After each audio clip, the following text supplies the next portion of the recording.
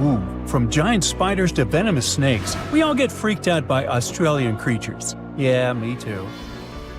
But newly discovered fossils show that things were way more dangerous 120 million years ago, when this land was completely ruled by massive razor-clawed mega-raptors. Yeah, I'm glad I wasn't around then. These dinosaurs were about 26 feet long and walked on two legs, just like the famous T-Rex. They were fast, fierce hunters, with a superpower: their hug. Yep, their massive, muscular forearms had huge curved claws, perfect for grabbing and holding onto prey. Uh-oh. They would wrap their arms around their poor victims, just like a hug, and trap them with no chance of escape. And even though their teeth were quite small, they were still sharp enough to rip through flesh. The first time we heard about mega-raptors was in the late 90s, when a paleontologist discovered their fossils in the region of Patagonia, Argentina. Since then, no one has ever found a complete skeleton, only fragments. But probably the most important one yet was uncovered in Australia at the beginning of this year. Researchers were exploring Victoria's stunning coastline when they stumbled upon mega-raptor fossils. First, they spotted bones from its lower legs and a few vertebrae washed up on the beach. Even though they were working with just a couple of fragments, a deeper analysis confirmed that these belonged to a mega-raptor. And not just any mega-raptor, it was the oldest one ever discovered. This discovery gets even more exciting because it adds weight to the theory that these dinosaurs might have originated in Australia. But we already knew that they roamed the land down under since early 2023, when researchers found the top of a mega-raptor skull in the country. So let's rewind a bit. We first found their remains in Argentina, right? Right. But then, years later, researchers found fossils of the same family of dinosaurs on the other side of the world, in Australia. If the ones in Oceania were older, how did these creatures end up in South America? Of course, they didn't fly there. They didn't cross continents by swimming either, although there is a theory that they could swim. Remember, we're talking about the dinosaur era, which happened millions of years ago. And back then, Australia and Argentina were actually pretty close. Basically, they were one. Both lands were part of the supercontinent known as Gondwana, and they were connected through Antarctica. Wait, but wasn't this path freezing? I mean, yeah, these dinos had to pass through Antarctica to get to their destination, but they weren't freezing their tails off. This all happened during the mid-Cretaceous period, when the weather was super warm. Back then, the poles were covered in plants, not ice. So let's just say they took full advantage of the good weather to make the crossing. Now, about 180 million years ago, Gondwana started to break apart. At some point, Australia drifted away from the supercontinent, cutting it off from other landmasses, including South America. That's why the same dinosaurs showed up in completely different parts of the world. Mystery solved. Now, let's get back to that recent discovery. The researchers didn't just find a few traces of mega-raptors on the beach. In total, they uncovered 250 dinosaur bones at the site, but only 5 of them were really important. They belonged to 3 different species of dinosaurs that, as it turns out, all lived in Victoria at the same time. So yeah, we've already talked about those first 2 bones. They were from the mega-raptor. Next, we have a shin bone from a Onenlagiine. That's my best shot at pronouncing it. It's a dino also known as the southern raptor. This is a type of dromaeosaur with a long snout. And the last 2 shin bones of different sizes came from a Carcharodontosaurus, whose name means shark-toothed lizard. This one is a particularly big deal for 2 reasons. Number 1, it's the first evidence that this species lived in Australia. And number 2, it was small, and that is pretty surprising since we've always thought of this species as being massive. Fossils found in Argentina, for example, show this dinosaur reached a length of about 36 feet. But the one in Australia was much smaller, measuring only around 6 to 10 feet long. And that's still plenty big. Basically, what we're saying is that the way predators were ranked in these 2 parts of the world was completely different. In South America, Carcharodontosaurs grew to massive T-Rex-sized giants, towering over mega-raptors and dominating the landscape. But in Australia, it was the complete opposite. There, huge, powerful mega-raptorids roamed the land alongside smaller carcharodontosaurs. So the predator dynamic was different. And all of this just shows how unique the ecosystem in Victoria was back then. Although isolated dinosaur bones have been found in Western and South Australia, most of the fossils come from the eastern part of the country, like Queensland. And there, researchers dug up something really rare – a well-preserved dinosaur skull. The study shows that this bone belonged to the fourth discovered specimen of Titanosaur. This group includes those massive long-necked dinosaurs. They look like the Brachiosaurus, but some of them were even bigger, reaching 120 feet long. The skull, discovered in 2018, belongs to this guy, whose pronunciation is above my pay grade, and the research points out that it roamed the Earth around 98 million years ago. Thanks to this find, scientists were able to recreate for the very first time what its face might have looked like. Probably after checking out the illustration, they thought, hey, it looks a lot like its cousin. They were talking about another species of Titanosaur, this other unpronounceable guy. And guess where they used to live? Yep, in Argentina. So, this research also supports the theory that dinosaurs crossed between South America and Australia during the mid-Cretaceous period. Now, this wasn't the only secret buried in Queensland, though. In 2024, researchers working there discovered the fossilized remains of a new species of pterosaur, about 100 million years old. These creatures were the first vertebrates that could actually fly, existing alongside dinosaurs.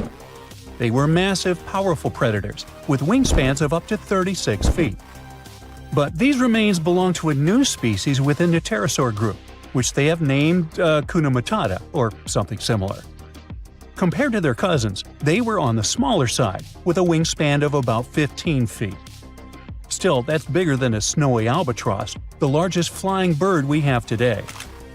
This species of pterosaurs were terrifying beasts, flying over the ocean to hunt for prey. Once they spotted their victim, they'd snap open their 60-centimeter jaws, filled with sharp spike-like teeth, and, well, I guess there was no escaping that. The last incredible discovery we're talking about today also comes from Queensland. For over 20 years, students walked past a plain-looking rock at Biloela State High School completely unaware that it held 66 dinosaur footprints, and they date back about 200 million years. These prints were made by a group of these Latin-named guys. They were small dinosaurs with 3 toes on each foot, and it seems like they were all over Queensland around that early Jurassic period. The rock they found at the school worked like a snapshot, giving us a better idea of what these dinosaurs were like and how they behaved. After taking a closer look, researchers found that the footprints came from 47 individual dinosaurs. This group was probably walking along or maybe crossing a waterway when their footprints got marked in the white clay. And the study also discovered that they were likely moving at less than 4 miles per hour at the time. So we only discovered those marks in Australia. But fossils of the same species found in other countries showed that they had these long legs, a big chunky body, short arms, and this tiny head with a beak. But honestly, they don't sound as scary when you realize they only ate plants. Whew. Something exciting and kinda unexpected popped out among the rocks of the Ica Valley in Peru. The bones of a really old whale that lived almost 40 million years ago.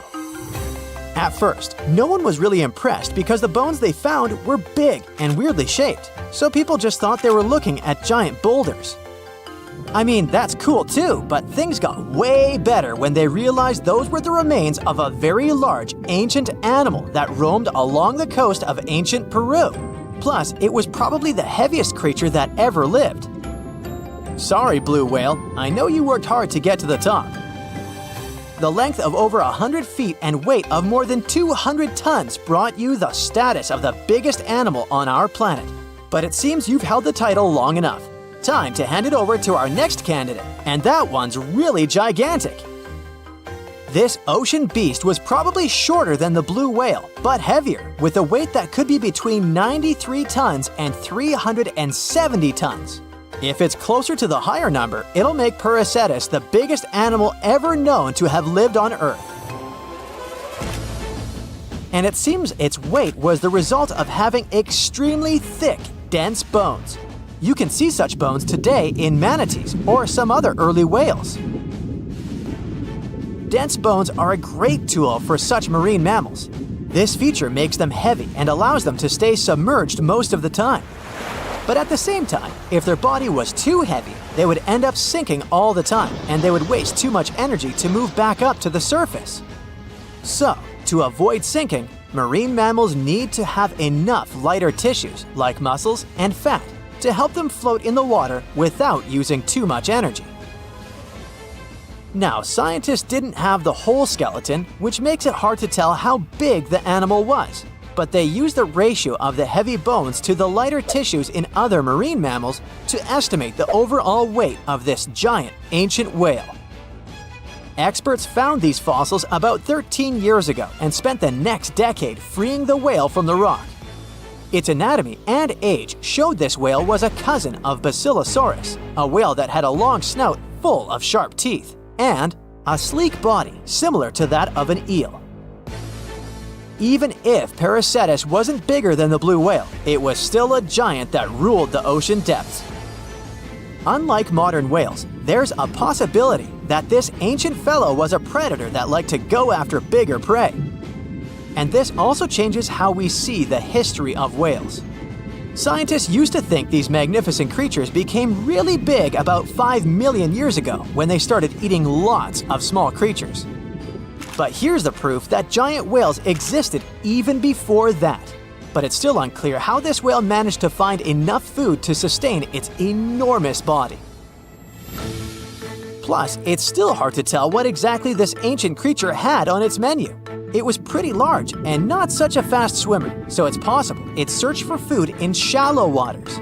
Then it probably ate crustaceans, clams, or some other small animals hiding in the sand. One theory says it was a scavenger, which basically means it munched on remains of everything that would come its way. It's not so unusual to find marine animals in deserts. Many of these regions used to be covered with water anyway. The Sahara in Africa is a perfect example. About 50 to 100 million years ago, this was not a dry desert, but a shallow saltwater body called the Trans-Saharan Seaway. The land is not wet there anymore, of course, but people who lived in that area knew about it because they used to find old shells across the desert. The sea was about 164 feet deep. That sounds enough for a nice swim.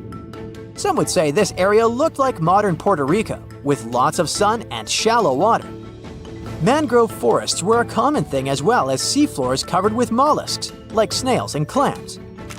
The marine sediment that was left behind after the sea had dried up is full of different fossils. And the animal that lived in that ancient underwater world didn't look friendly. Plus, they were much bigger than their relatives from modern times, so a regular-sized human would end up as a snack, not even a whole meal. Normally, when animals live on small islands, they can become much bigger than their relatives from the mainland. This is something we call island gigantism, and it happens because there are more resources or fewer predators on islands. Maybe the same thing happened in the Trans-Saharan Seaway. Even though it wasn't an actual island, the water moved in and out, which created little pockets of water. And specific conditions in these pockets might have helped animals grow bigger. So we're talking about giant sea snakes, catfish, and fish that no longer exist today. One had incredibly strong jaws, and the animal used them to eat hard things and even crush shells. Their teeth showed they were fierce predators other animals had every reason to be afraid of. They went through some changes when it came to diet, similar to some types of piranhas. And the competition to get to the top of the food chain wasn't a joke. Not when there were also such large predators as sharks, crocodiles, and ancient relatives of elephants. Sahara went through different phases. If you could use a time machine and take a peek at Earth's largest hot desert as it was about 6,000 years ago, you wouldn't have to struggle with sand and heat. You'd have a nice walk through a green and pretty lush place. In the past, people who lived in that area didn't leave drawings on cave walls that showed camels, sand dunes, and scorpions. All those things you'd see in today's Sahara. Instead, they drew crocodiles. That's additional evidence that the Sahara used to have a lot of water and plants enough to support these big yet scary animals. Around 3 billion years ago, Earth might have been mostly covered with water. Today, it's about 71% of its surface, but it seems that our planet used to be a giant ocean world with no continents at all, just some scattered islands. Scientists studied special rocks in Western Australia that formed in a place deep under the ocean called a hydrothermal vent system. To explain this better, it's important to mention two common oxygen types, O16 and O18. O18 is heavier because it has extra neutrons. O16 evaporates from water more easily, and as researchers studied an old ocean floor, they found a lot of O18, more than in today's oceans. This way, they realized ancient Earth had less dry land than Earth today.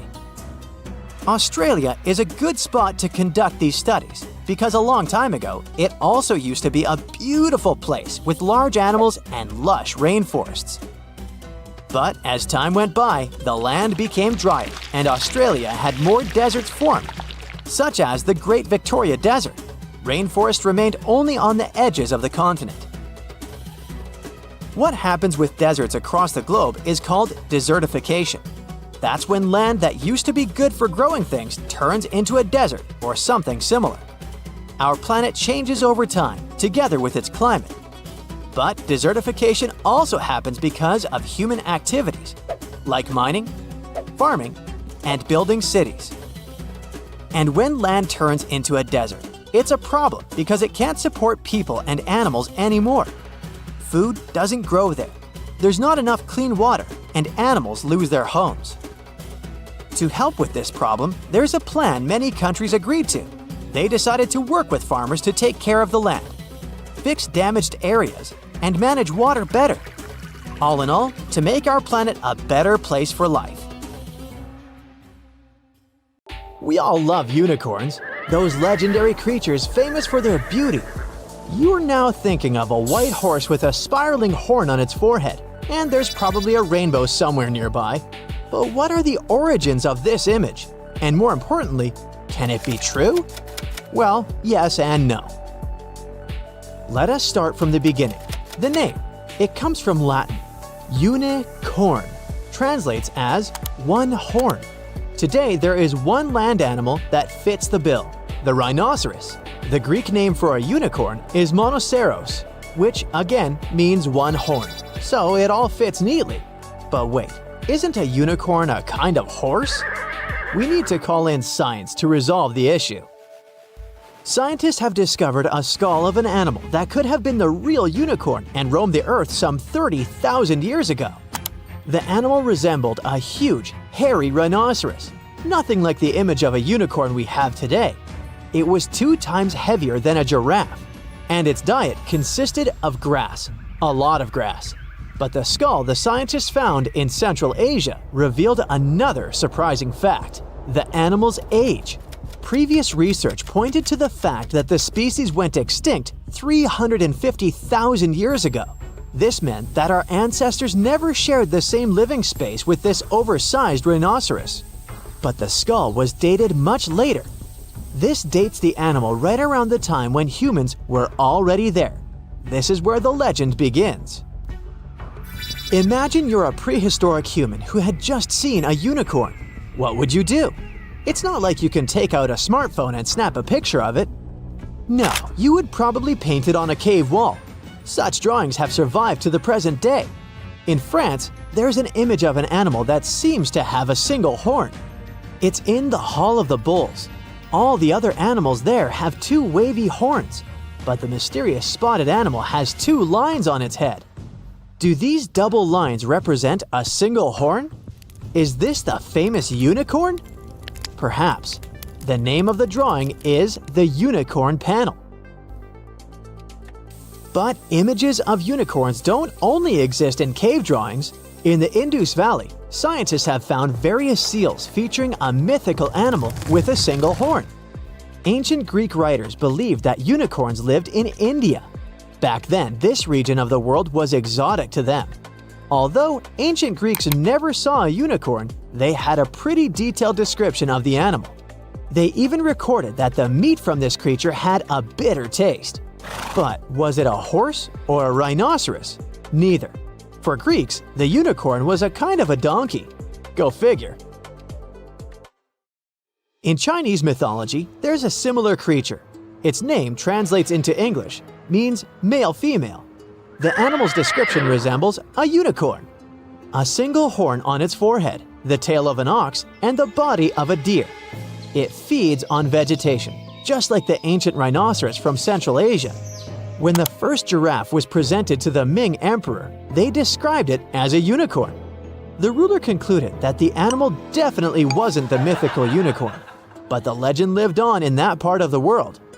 The modern Japanese word for giraffe comes from the Chinese word for the unicorn-like creature. Ancient Persians also knew about the existence of unicorns. There's a picture of a unicorn in their capital city, but the fun part is that it has 2 large wings. Seems odd, but the Persians also never saw a unicorn in person. For them, like for the Greeks, it was a being that lived outside the known world. That's the reason why we're so fascinated by unicorns today. We find accounts of such creatures in the writings of Aristotle and even Julius Caesar. These famous people claimed that animals resembling unicorns lived in the forests of Germany. The modern image of a unicorn originated in the Middle Ages and the Renaissance in Europe. People back then had quite the imagination. They showed unicorns in book decorations. According to ancient scribes, this animal was ferocious. Its main enemy was the elephant. The people in medieval times thought highly of an animal they had never seen. It was quick and dangerous, so it needed to be hunted down. But how on earth do you lure a unicorn? With the help of a fair maiden, of course. This sounds strange today, but keep in mind that the Dark Ages were a peculiar period in history. Back then, doctors used leeches as legit medical treatment. The perfect setting for the myth about the unicorn. The story gets wilder. A maiden would go inside a forest. A unicorn would spot her and jump inside her lap. After it fell asleep, hunters would appear. They would then capture the unicorn and take it to the king. But why were Europeans impressed by the unicorn? Because of its horn. They believed that it had magical power. A unicorn's horn could detect poison in food and drinks. When you ground it into a powder, the horn had the power to whiten teeth. These were just some of the magical traits given to a unicorn's horn. The folklore was so strong that Europeans even had a backup for the times they couldn't get their hands on a real horn. That must have happened quite often, and they used real narwhal horns as a replacement. These are whales with a large, tusk-like tooth coming from their mouth. In England, the unicorn was a symbol of something you could never see or catch. In the 16th and 17th centuries, it became associated with imagination. That's when the rainbow came into the picture. The Victorians were the first to connect the symbol of a rainbow to the unicorn. Its first appearance in fantasy literature was in the novel Through the Looking Glass for young readers. That was the sequel to Lewis Carroll's more famous work, Alice in Wonderland. The unicorn now stood for hope and purity. Still, there were no recorded sightings of the animal in real life. At least none that could be confirmed by science. In 1663, a German scientist claimed to have found a unicorn skeleton. The story seemed too good to be true, and it was. Someone made the skeleton from the bones of various animals and tried to pass it off as a unicorn. Today, the fake skeleton is displayed in the local Natural History Museum. The people weren't gonna give up and searched for unicorns everywhere they went.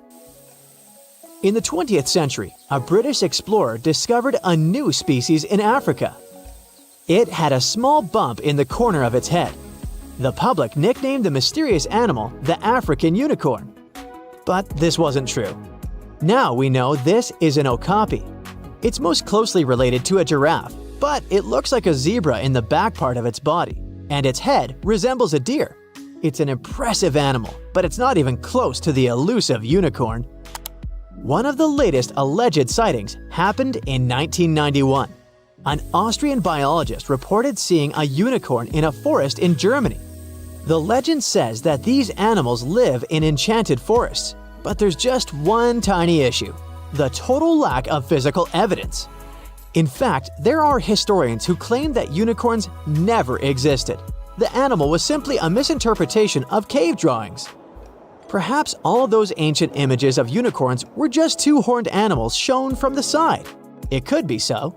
It's hard to add the third dimension to a 2D image. But then, in 2013, the unicorn reappeared. Not the animal, though the word. An American venture capitalist came up with the term to refer to startup companies with a value of over $1 billion. She chose this word because these companies are as rare as the mythical animal. There are only 1,000 of such enterprises in the whole world, and you've probably heard of the most famous one, Elon Musk's SpaceX. Psst, run! Really? It's not safe out there. There's a saber-toothed tiger lurking around. You better be careful. What are you doing? Don't peek. Okay, just one little peek. How's this possible, you ask? That's because you're in virtual reality, of course. These cool but very dangerous-looking big cats were alive during the last ice age. What if they decided to show up at your doorstep out of nowhere? Knock knock, a saber-toothed tiger is waiting for you to buy its cookies. Meanwhile, the coelacanth, this massive-looking fish, comes from a lineage that's been around for over 300 million years. We thought they didn't exist anymore until 1938, that is, when a live coelacanth was found again. Since then, they've been roaming the waters of the east coast of Africa and the waters of Sulawesi, Indonesia. Man, I wouldn't want to go for a swim and meet one of these fellas face to face. Their jaw has an intercranial joint, which means their mouth opens up by a lot. This is so they can eat large prey, like me. Not good. They're huge, too. Imagine a fish that's as long as you're tall and weighing as much as an average human. The takahe, a flightless bird, was thought to be gone in the year 1898. They're very cute, small and multicolored, usually not taller than your knee. But picture this. You're out for a hike in the Murchison Mountains. Looking around, you spot the bird you thought was extinct. But there they are, as happy as ever, surviving and chilling. Whole colonies of takahes was indeed found just 50 years after they were pronounced extinct. Good job, tiny little birds. A singing dog. Ever heard of those? Riley does sing sometimes when he's bored or hungry, but these are real performers. New Guinea singing dogs. They've been only recently discovered again in the wild for the first time in 50 years. Still, they were never completely extinct to begin with. New Guineans made sure they were safe next to them. But in the wild, very rare and hard to catch a sight of. Look, there goes one. The New Guinea singing dogs are called so because of their famous high-pitched singing. They sometimes sing together, too. A dog choir of sorts, where they all howl together. I bet they sing better than I do in the shower. Not going far from this area, we have bats, but these ones are sort of different. You see, their ears are enormous. I guess that's why they're called the New Guinea big-eared bats. Clever. The species was found again when one of them was accidentally caught in a bat trap. Until then, I guess they were playing hide-and-seek with us, because up till 1890, they had been thought to be gone. They're still not out of the danger zone because of habitat loss. Imagine you discover a fossil of a species you thought had been extinct for a long time, yet 2 years later, a whole living group of said species is found. Well, this is exactly what happened in 1977 with the Majorcan midwife toad. It's sort of brownish in color with darker brown that makes up its skin spots. Other than that, it's just a small toad with googly eyes. The group of live toads was found close to where the fossil was, on the island of Majorca. There aren't many of them left, about 500 in fact, and as of right now, they're declared vulnerable by the International Union for Conservation of Nature. Now, are you a fan of tortoises? You will be when you take a look at this huge beauty. It's called the Ferdinanda Island Galapagos tortoise. It hasn't been seen since 1906, but on February 17, 2019, we were finally able to look at one of these beautiful creatures. It's probably out there with a few of its mates right now, but they also don't allow themselves to be seen. We only know they exist because there's a few tracks and scents. With yet another frog, we have the horned marsupial frog. They're out and about in Ecuador, in the Chicxulub forest to be more specific. They're called this way because of their distinctive horns directly on top of their eyes. You know the pouch kangaroos use to carry their offspring?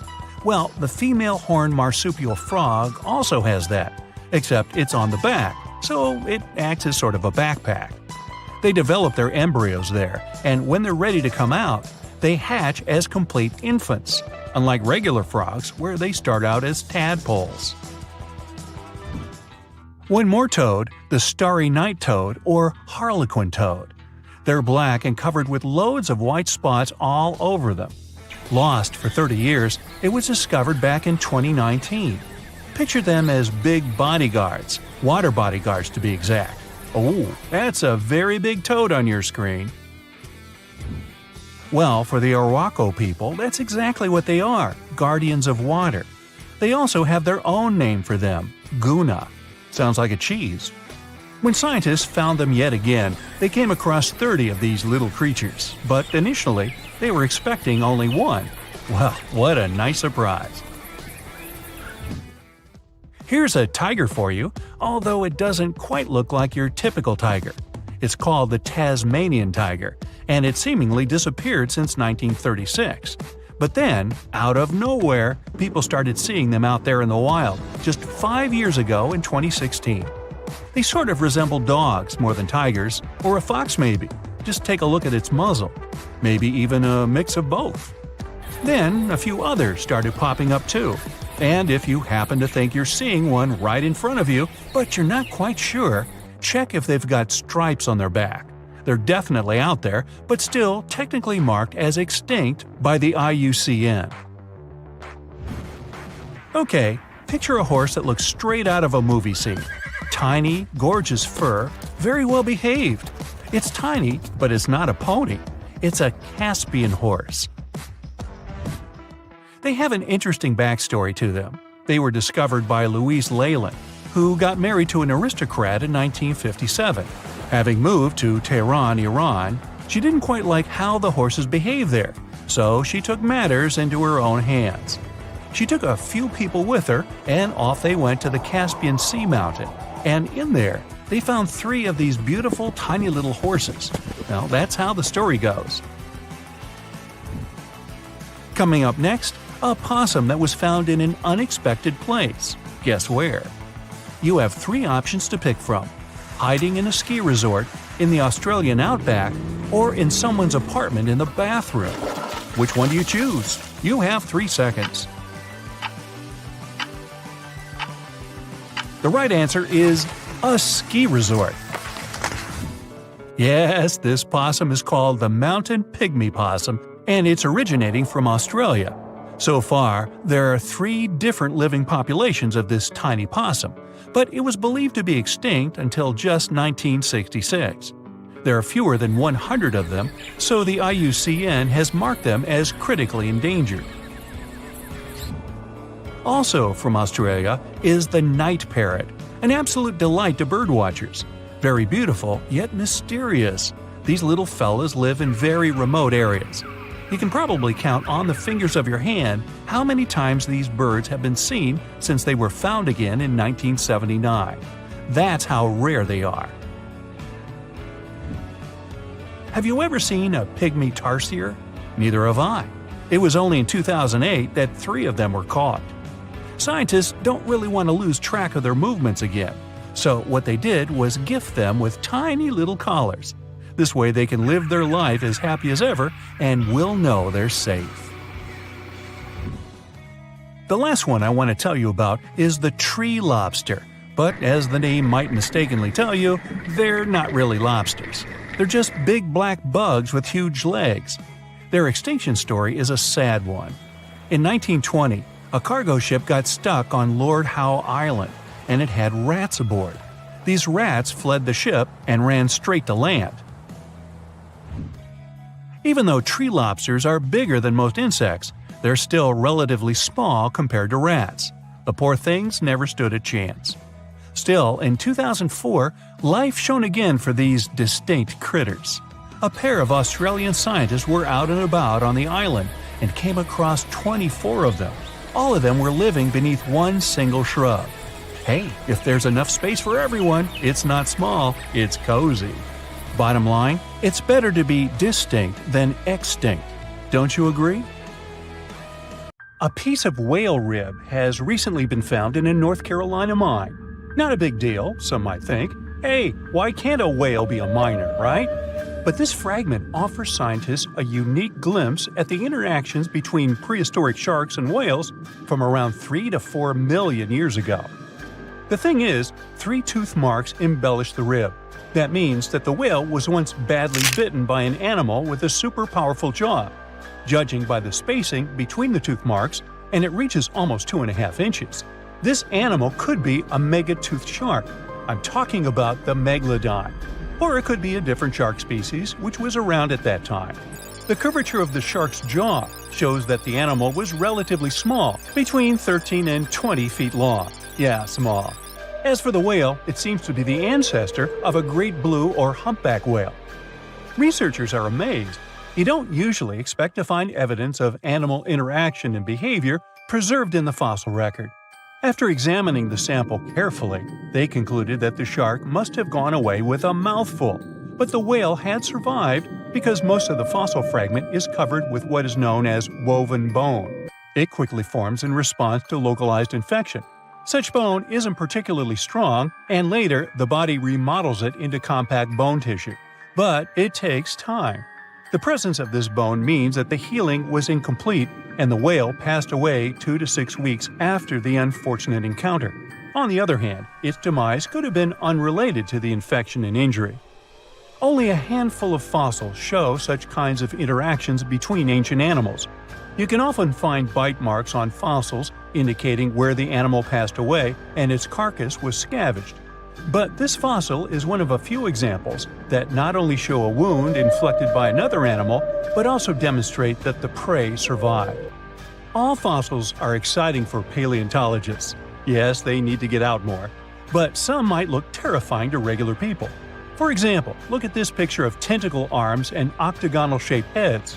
When it first appeared in mass media, internet users claimed that it was some ancient organism that had come from space. Others thought the story was fake, but in fact, both the picture and the fossil are real. The fossil is known as a mortality plate, a fossilized representation of a mass extinction event of one or several species. The fossil actually contains more than a dozen specimens of a type of marine organism called a crinoid. Despite their looks, crinoids were not plants but marine animals. This particular species lived deep underwater on the seafloor. Crinoids were related to starfish, sea urchins, and brittle stars. These creatures could attach themselves to the seafloor with stalks made up of flexible porous discs connected by soft tissue.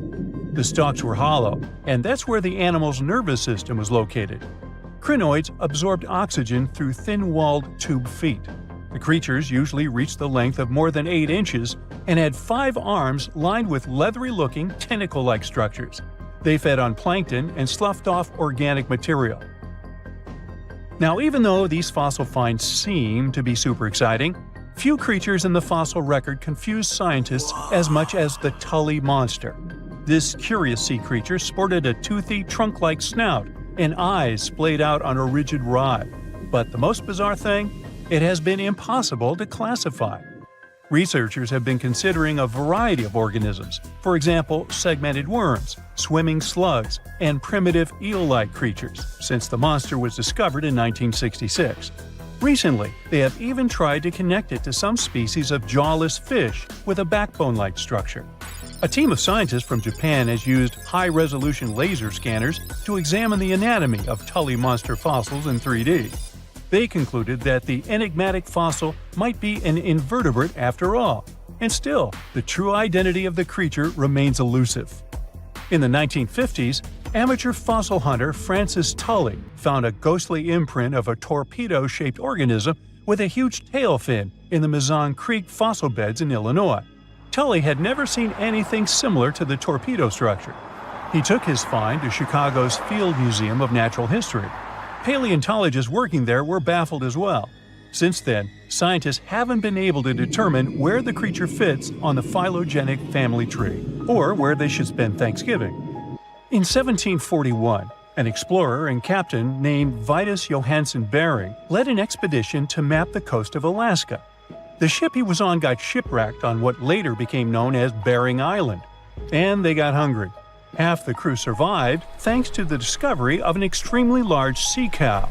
With the meat of these animals nourishing them, the sailors managed to build a small ship from the wreckage and return home. On their way back, a scientist who was among them spent his time documenting the animals and plants they had found. The sea cow was particularly interesting because without it, the crew wouldn't have survived. These animals were more than 26 feet long and weighed around 10 tons. All sea cows are members of the order Sirenia, marine mammals more closely related to elephants than cows. The scientists described them as having black skin, a small head, and stubby forelimbs. Those sea cows floated on the water's surface, munching on kelp. After the information about these animals became widespread, sea otter fur trading expeditions made use of that convenient depot en route. Sea cows were docile and could be easily hunted. Long story short, within 27 years after the scientists mentioned those animals, they were driven to extinction. But it's not the saddest part. The fossil record reveals a much deeper and darker history. Fossils of sea cows have been discovered all over the world, from Japan to Mexico. It means that the animal once thrived in the vast kelp beds around the entire North Pacific Rim. That small population discovered by the expedition was probably the last remains of a once much larger and way healthier population. More likely, Aboriginal hunting had already reduced the numbers of these animals to near extinction levels, and the final blow came from Western hunters. The living close relatives of those ancient sea cows are rarely hunted today. Still, they're under threat of extinction themselves. To some, this amazing fossil might look a bit disturbing. Slaves' lentils are fossils that belong to animals called Nummulites. They lived and thrived in a warm, shallow sea covering part of Egypt around 40 million years ago. The name Nummulites hints at the fact that larger specimens resemble coins, and in Egyptian folklore, they're even referred to as angel's money. These creatures have a simple, single-celled structure, which contrasts with their super intricate skeleton. Look at this series of spiral overlapping whorls. Each whorl is divided into countless tiny chambers. Nummulites can grow to be 4 inches in diameter, and still, they are the fossils of single-celled animals related to amoeba. How and why did they grow to be so large? The reason could be their symbiotic relationships with other smaller organisms. In the case of modern species, such symbionts are tiny golden-brown single-celled algae called diatoms. The shells of Nummulites are relatively transparent, and since they're flat, there's a large surface area for the light needed for the diatoms to photosynthesize. For some reasons, scientists are still debating about them.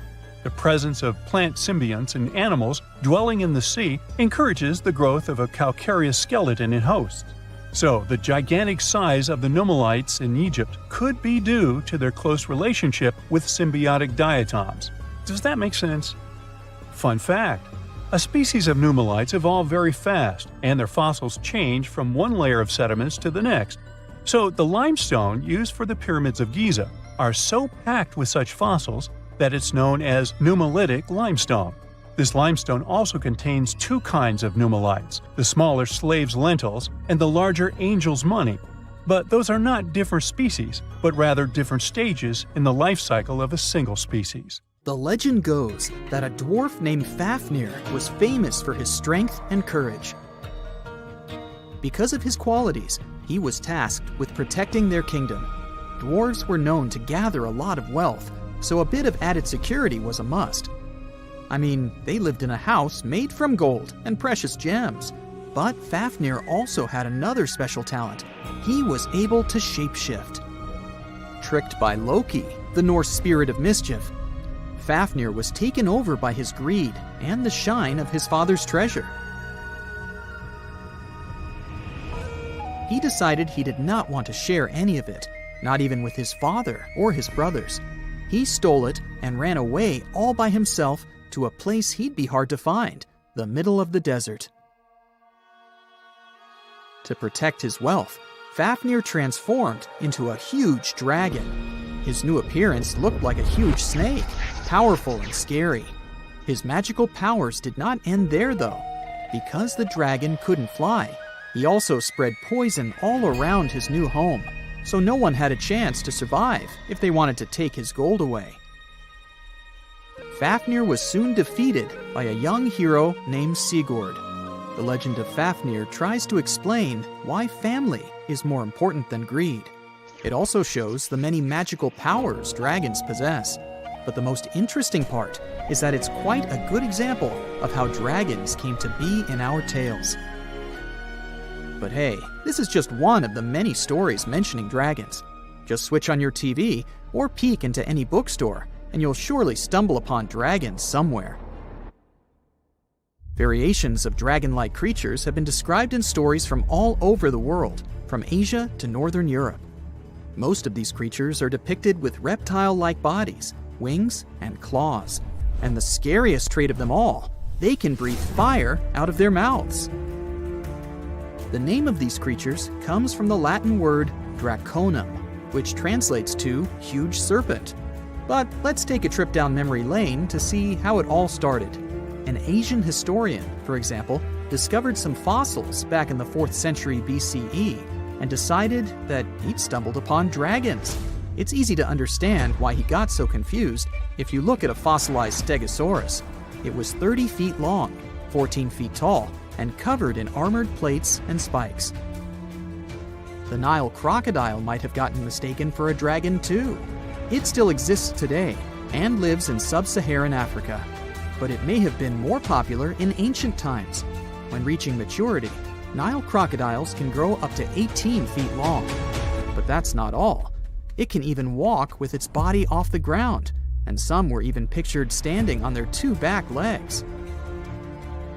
Goannas are dragon-like lizards that live in Australia. Large as they are, they also have razor-sharp teeth and claws, and are also known to even produce venom. It's easy to see why goannas may be the source for the Australian version of dragons. When humans first discovered whale bones back in the day, we had no idea these animals lived in the sea. Given their size, we surely must have thought they were dangerous. And because we rarely see whales, if we don't go underwater of course, they were poorly understood and easily mistaken for dragons too. Probably the most interesting source of dragon mythology is actually the human brain. In a book called An Instinct for Dragons, there was a theory which claimed that dragons existed in almost all ancient cultures because we had evolved to fear large predators to survive. We aren't the only mammals to do this. Monkeys have an innate fear of snakes and large cats too, for example. When you combine these natural traits with folklore, you get a lot of dragon stories everywhere, adapted to each region. Reptilian beasts with magical powers date back as far as the origins of human civilization itself. I'm talking about ancient Mesopotamia.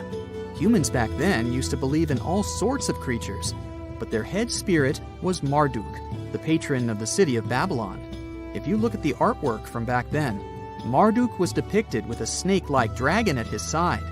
It could be either nice or vengeful, depending on what mood it was in. If you want to sign up to become a dragon, the first thing they'll ask you at the interview will be if you can breathe fire, of course. So scientists have tried to look into some ways that could make it real for dragons to breathe out fire without damaging their throats. To do that, they examined the bombardier beetle. This eccentric insect can pack up some really hot substances in its belly. Once the creature gets bothered by something, it shoots out a fiery load of chemicals. In all fairness, it's not really fire, but it does burn, so it's close enough. Going back to dragons, they'd need to have similar glands in their throats to produce the same effect. But where do dragons come from? They didn't just appear out of nowhere, regardless of the source you consult. Some tales, like that of Fafnir, say that even humans can turn into dragons, but the most popular theory is that dragons start out as eggs. Some sources even draft a series of stages a dragon has to go through during its life. Everything starts with hatching. Dragons are said to eat their way out of those shells and break the sides of the egg. Then there's the wormling stage, which is what dragon specialists, or dragonologists if you like, call a newly hatched dragon. It's still small and weak, but don't worry, it can take care of itself pretty well. The rest of a dragon's life stages are pretty self-explanatory. There are grown-up dragons, then ancient ones. A dragon's life ends when it reaches the twilight stage. Some sources claim dragons never stopped growing. Others even say they never reach the end of their lives. They just pass on to another type of spiritual existence. In a frosty Canadian park, hidden deep beneath layers of thick ice, scientists discovered a bizarre skeleton they named the Frozen Dragon. The skeleton had been in the frozen ice for millions of years. It took experts decades to work out the species of this strange fossil. It was identified as a new genus of pterosaur. Pterosaurs were massive flying reptiles with wingspans of over 16 feet. Their heads were 3.5 times the size of their bodies. Pterosaurs lived 76 million years ago when they soared above the dinosaurs. Scientists described them as the biggest, meanest, and most bizarre animals that ever flew. The new genus has been named Cryodragon boreas, which translates to Frozen Dragon of the North Winds. In 2013, a young mountaineer was climbing one of the tallest mountains in Western Europe, Mont Blanc. He noticed a strange metal box poking out of the snow. The mountaineer pried the box open and found that it was filled with precious rubies, emeralds, and sapphires. The climber immediately handed the box to the authorities. It was discovered that the box likely belonged to a passenger on one of 2 flights from India that crashed into the mountain over 50 years ago. The box was valued to be worth over $200,000, and authorities are still searching for the heir to the small box of treasures. In northwest Siberia in 2007, a reindeer herder was on an outing with his sons when he noticed something strange in the ice. The man realized it was a frozen mammoth calf and immediately contacted the local museum. The calf was named Luba and was the best preserved mammoth mummy in the world at the time of its discovery. Luba had been in the ice for 41,800 years and is around 30 to 35 days old. From trunk to tail, the mammoth calf is roughly the same size as a large calf. If you're interested in seeing for yourself, Luba travels to museums all around the world. On the frozen continent of Antarctica, covered in layers of ice and snow, is Mount Erebus, the frozen volcano. The volcano was discovered in the middle of an eruption in 1841 by explorers on an Arctic expedition. The volcano is over 12,000 feet tall and has been active for the last 1.3 million years. Deep within the middle of the volcano is a huge crater filled with large volumes of molten lava. The volcano has occasional explosions, which means it's classified as being in continuing eruption. However, these eruptions are nothing to worry about because they're generally rather small. Back in 1991, 2 hikers were traveling across the Italian Alps when they stumbled across a body that they presumed to belong to a recently lost hiker. The duo trudged back down the mountain to report their unfortunate findings. Once the remains were recovered, it was clear that the body was not recent at all. Scientists determined that the Iceman was more than 5,000 years old and named him Otzi. The discovery was unlike anything scientists had ever before seen because the body was so well preserved. For years, Otzi was studied by scientists who discovered that our ancestors have a lot more in common with us than we ever knew before. Otzi was covered in ink body art. Research done on the contents of his stomach revealed that his last meal was dry-cured meat, similar to the bacon we eat today. Otzi has at least 19 relatives living today, somewhere in Central Europe.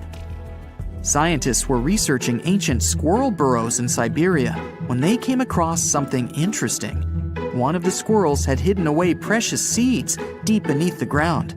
The seeds had been encased in ice for 32,000 years. The seeds were for the flower Silene stenophilia, which had long since gone extinct. Amazingly, scientists were able to recover plant tissue from inside the seeds and grow an entire crop of flowers. They've since reintroduced the previously extinct flower to natural habitats all across the world. In 1930, a team of Norwegian scientists sailed around the Arctic Ocean, conducting research on the seas and glaciers. They reached White Island, a dangerous and icy land no human had set foot on before, or so they thought. The scientists were shocked to discover the tip of a small boat sticking out of the snow. Frozen inside the boat, they found scientific equipment and various personal items, including a jacket monogrammed S.A. Andre. They had discovered the wreck of the famous Andre Arctic balloon expedition. In 1897, Swedish explorers, led by Andre, attempted to travel to the North Pole by hydrogen balloon. No one had ever heard from them ever again. People only found out what happened to them when the wreck was discovered 33 years later. It turns out that the balloon had crashed on White Island only 2 days after departing from Sweden. The explorers traveled along the island on a small makeshift boat, but were unable to make it any further. The best preserved woolly mammoth ever found was discovered in an area of permafrost in Siberia in 2010. Scientists named the frozen mammoth Yucca, after the small village near where it was found. Yucca had been frozen for 39,000 years and is thought to have been around 6 to 8 years old. Because Yucca is so well preserved, it has been studied for years and provided new information about mammoths. In 2019, scientists reported that they were able to activate cells taken from Yucca's tissue. Maybe one day we'll have woolly mammoths roaming the land. From looking at pictures and videos of Antarctica, the continent appears to be freezing cold, covered in snow, and flat, except for a few small hills. Scientists believe that too. When studying the Gumburtsev Mountains in the early 2000s, they were shocked to discover that the small rocky hills were actually the peak of a gigantic mountain formation under a mile of snow. Using radar technology, researchers worked out that the mountains are really around 10,000 feet tall and sprawl across 750 miles. This is around the same size as the European Alps, except hidden under tons of ice and snow. At a gold mine in Siberia, a businessman was examining a nearby river when he noticed something interesting in the frost. It was a small woolly rhino calf that was later named Sasha. The woolly rhino has been extinct for 15,000 years. It's thought that Sasha could have been frozen in the ice for up to 39,000 years. Sasha is unique because it's the only full-body woolly rhino to have ever been discovered. Glaciers around the northern Italian town of Pelo have begun to melt. Artifacts from decades and even centuries ago have been discovered pouring out of the ice. Personal belongings from soldiers have been found, things like diaries, photographs, and even love letters. Historians have even uncovered an entire cabin preserved beneath the ice. The cabin was filled with hard metal helmets and clothes. In 1845, Sir John Franklin embarked on an ill-fated expedition to the North Pole. The crew traveled on 2 ships, HMS Erebus and the ironically named HMS Terror. The expedition met with disaster, and both ships were lost to the icy waters.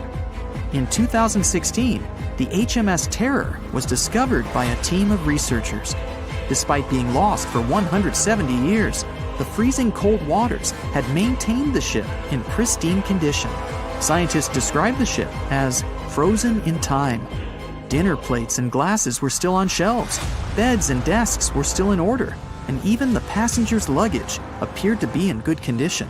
The HMS Erebus was also discovered nearby, but due to changing water conditions, the ship wasn't in great shape. The glacial ice surrounding a mountain passageway in Norway that was notoriously used by the Vikings has revealed hundreds of ancient artifacts. One of these artifacts was a giant unopened wooden box that was welded together.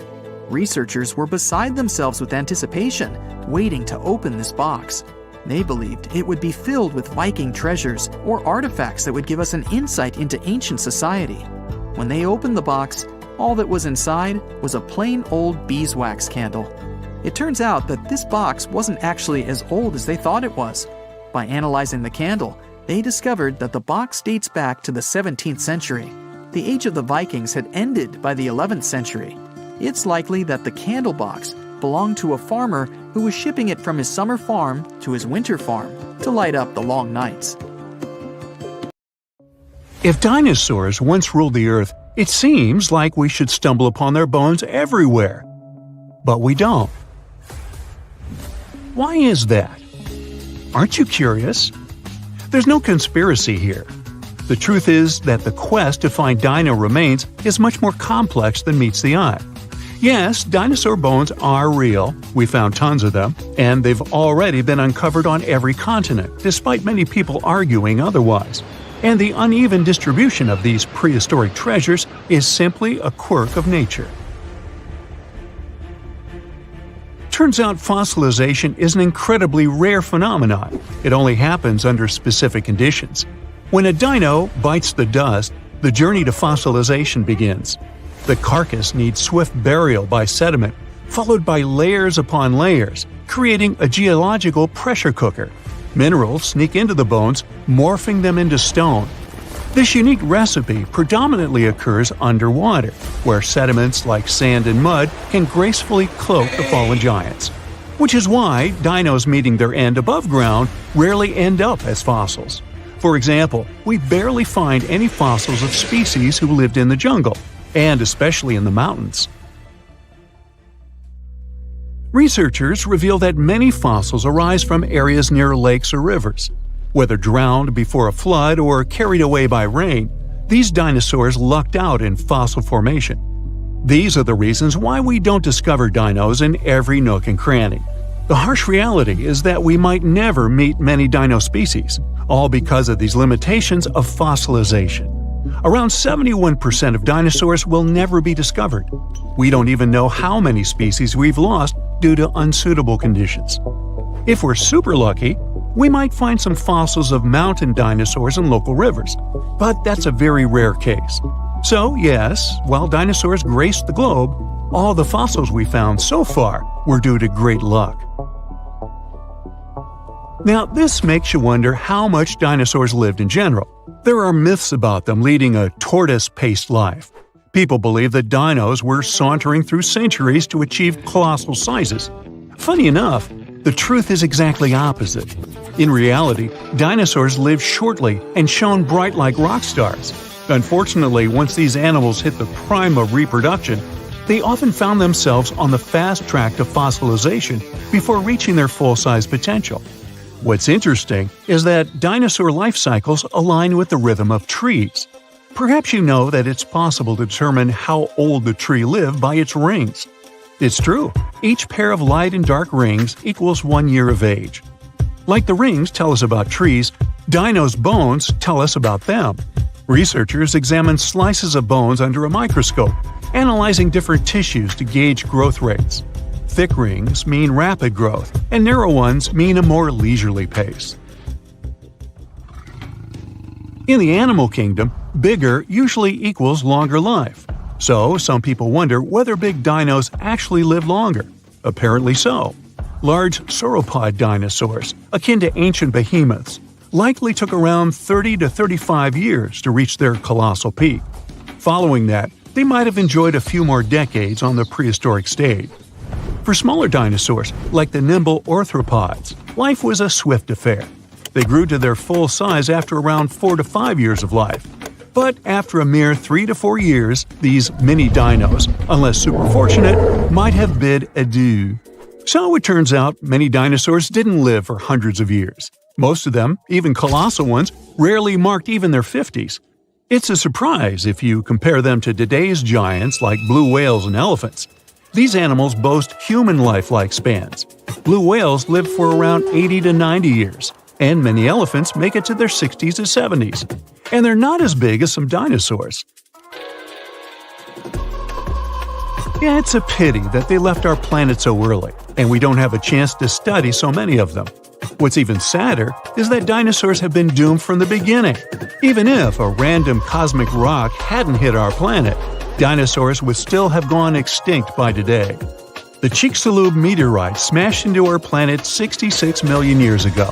For the record, it didn't actually destroy all the dinosaurs, only the non-avian ones. The rest became birds. Yep, some of these colossal creatures became tiny chickens and pigeons we see today. Guess they know what wolves might feel like. But even before that happened, the Earth was slowly preparing a catastrophe for them.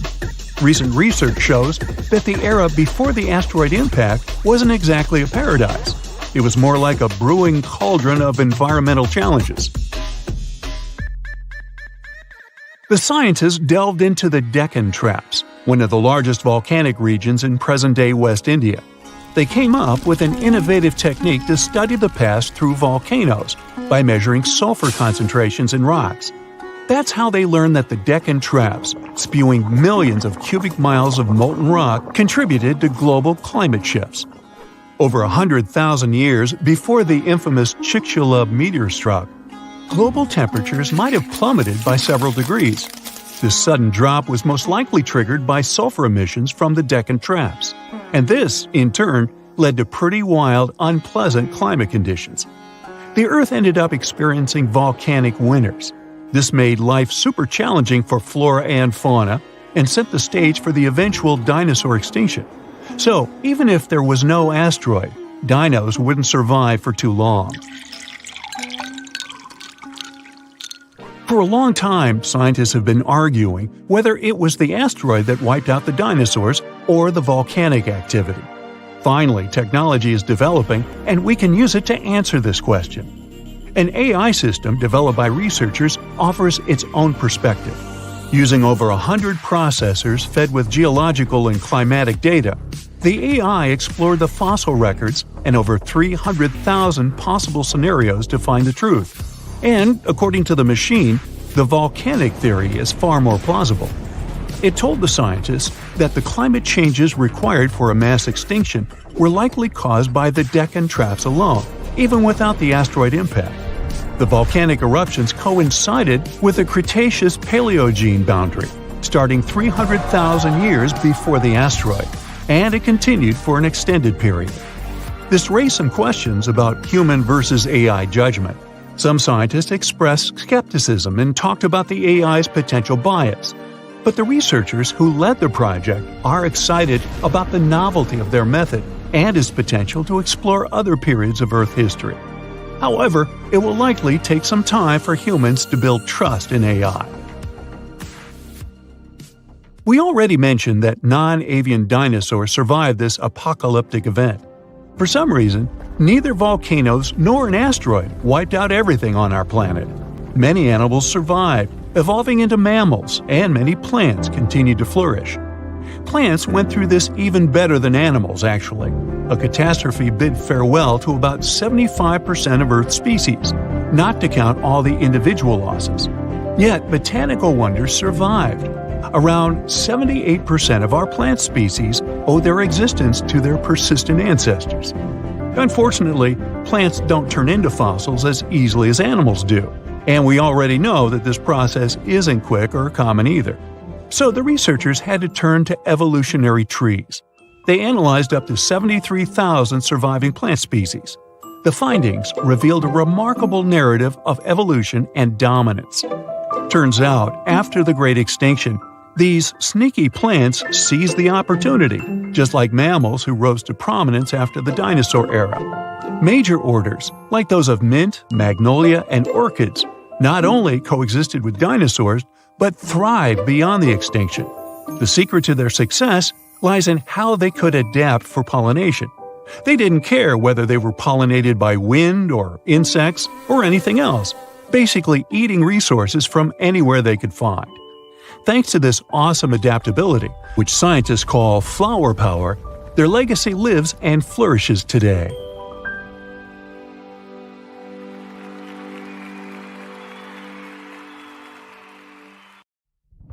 Now here's something. Baltic amber is one of the most common resins found in the world.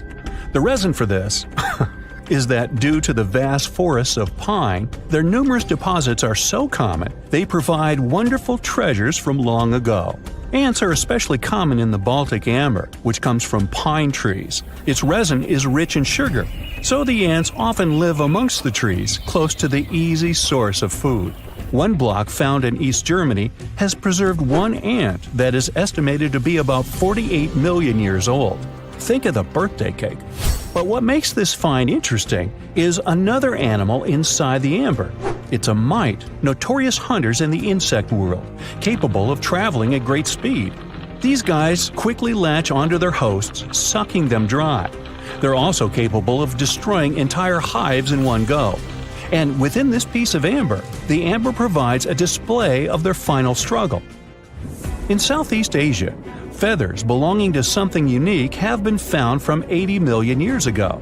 They were captured in resin during the Cretaceous period, a peak time for dinosaurs. The many feathers inside are from the Coelurosaur. It looks like a dinosaur, but this animal is more related to birds. Other feathers like this have been found in resin. They belong to avian and other non-flying dinosaurs. The discoveries have helped reimagine what dinosaurs actually look like. Still, dinosaurs may have had feathers instead of being completely bald.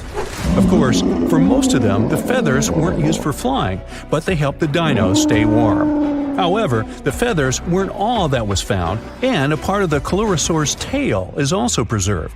Still, it's so small and ancient that its DNA hasn't survived to map their entire genome.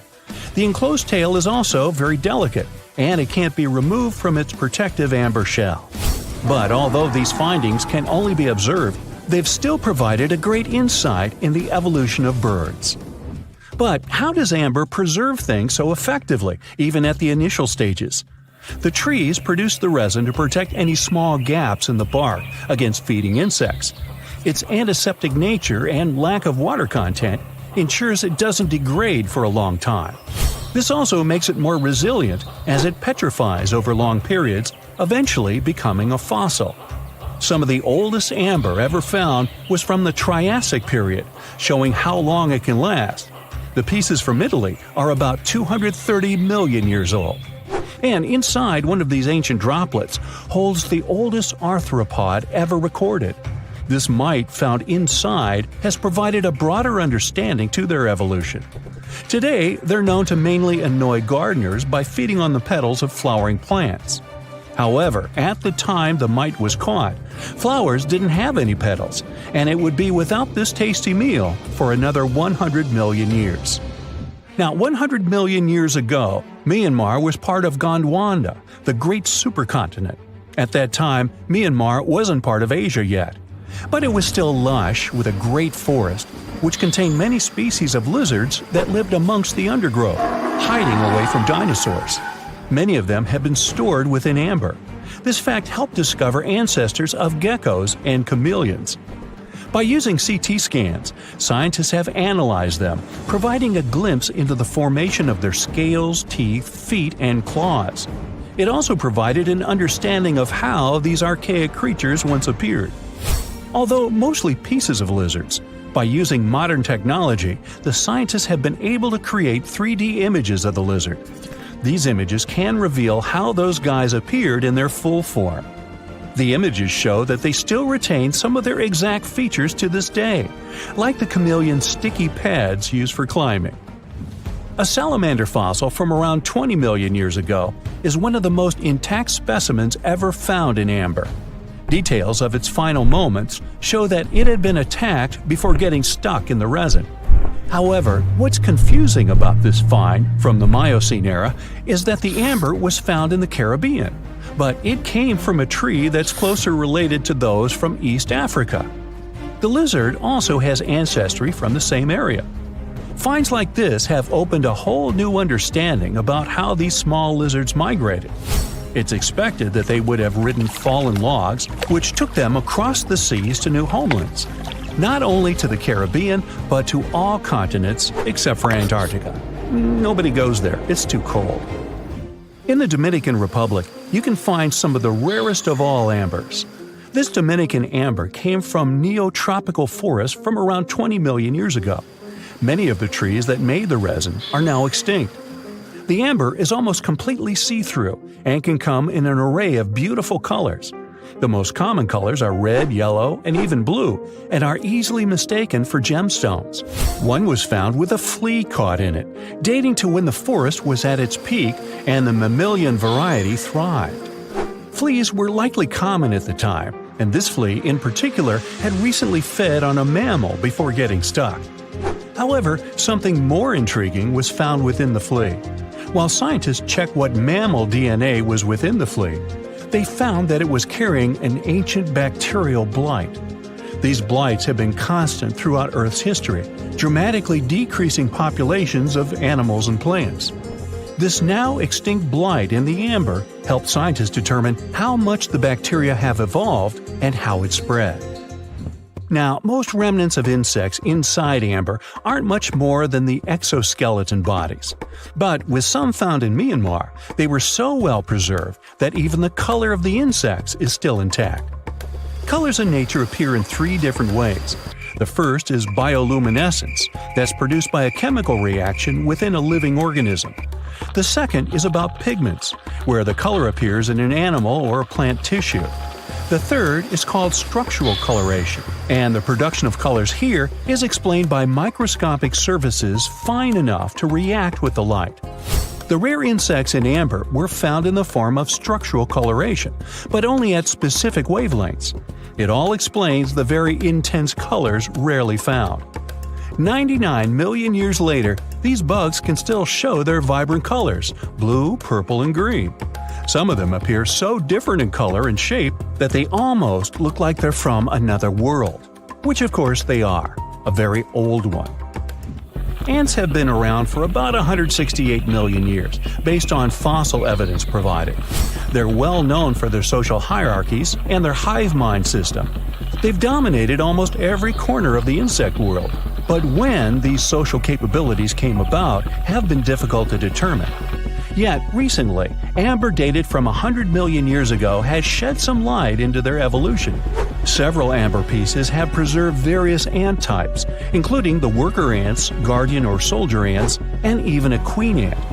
Before these pieces were found, it was estimated their social nature occurred millions of years later. A piece of amber, dated 100 million years ago, helped shed light on the evolution of birds. A perfectly preserved bird that hatched preserved in amber was already equipped with its flight feathers. With the earlier physical abilities, they would be capable of moving around the nest by themselves at a very young age, and it's expected they could search for their own food almost immediately. But as birds continue to evolve and spend more time in the skies, their brain developed larger for their cognitive abilities. After hatching, their early development was then more focused on the brain, and the chicks slowly became more reliant on their parents over time. In Spain, a massive treasure trove of amber and other fossils has been found. Inside, there were remnants of an entire ecosystem that existed 110 million years ago. A bunch of individual fossils were found. The vast collection includes many types of insects, mollusks, arachnids, plants, 50 different dinosaur bone fragments, feathers, and hair from mammals, and a McDonald's burger wrapper. Nah, just kidding. With the abundance of findings, it's helped researchers understand the ancient terrestrial ecosystem that once existed. With loads of specific details of the environment, they've reconstructed the swamp. This way, it's now possible to experience what it was like in the world of dinosaurs. You're on vacation, taking a trip to the family estate set in the cold Scottish Highlands. An old ruined castle sits alone, a token of your family's heritage. You spent your childhood in the nearby forest chasing squirrels, and through adulthood, you have enjoyed walking every acre of it. There's always something new to be found. As you walk the millionth time through the trees, you find a small stone building. It's half covered in dirt and overgrown grass. curious. You've never seen this before. You dig away at the dirt and pull away the grass, eager to learn what's within. You find a small, weather-worn door, large enough for a dog. Maybe it's a royal doghouse. You pull the old door and look inside. It's a small room with nothing in it except for an old sack. You grab the sack, taking a closer look, trying to identify the fabric. But wait a minute, there's something inside of it. You look inside and find an egg about the size of an ostrich. Dogs don't lay eggs. Looking at the egg closely, you notice it's very old and heavier than you expected. You shake it gently, feeling the sensation of liquid inside. Suddenly, you feel some energy coming from it. Shocked, you attempt to throw the egg away, but stop yourself. For some reason, you feel a sense of longing towards the egg, as though it belongs to you. You hold it close, protecting it, and carry it back to the homestead. You sit by the egg, lying on the kitchen table, waiting and expecting something to happen. Your eyes become heavy, and slowly they close. Just as your eyelids touch, the egg wriggles slightly. You open your eyes in response, but the egg remains still. Did I imagine it? It wriggles again and again, and now it's constantly shaking. The egg rolls around on the table, cracks begin appearing, and something inside is hitting the shell with great ferocity, desperate to be released. Finally, the shell breaks open with an almighty thrust from the small resident. It stands with its arms stretched into the air and squeals out to the world, I am free!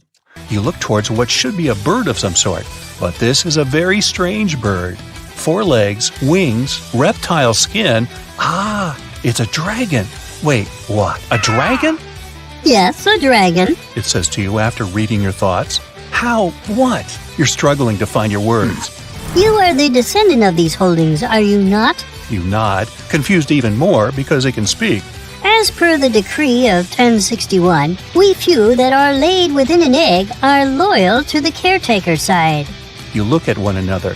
The dragon is definitely waiting for some response. You are so confused you can't utter a word. Have you chosen a name for me to which I am to respond? A name. Right, I will call you Dog. Dog responds by bowing honorably.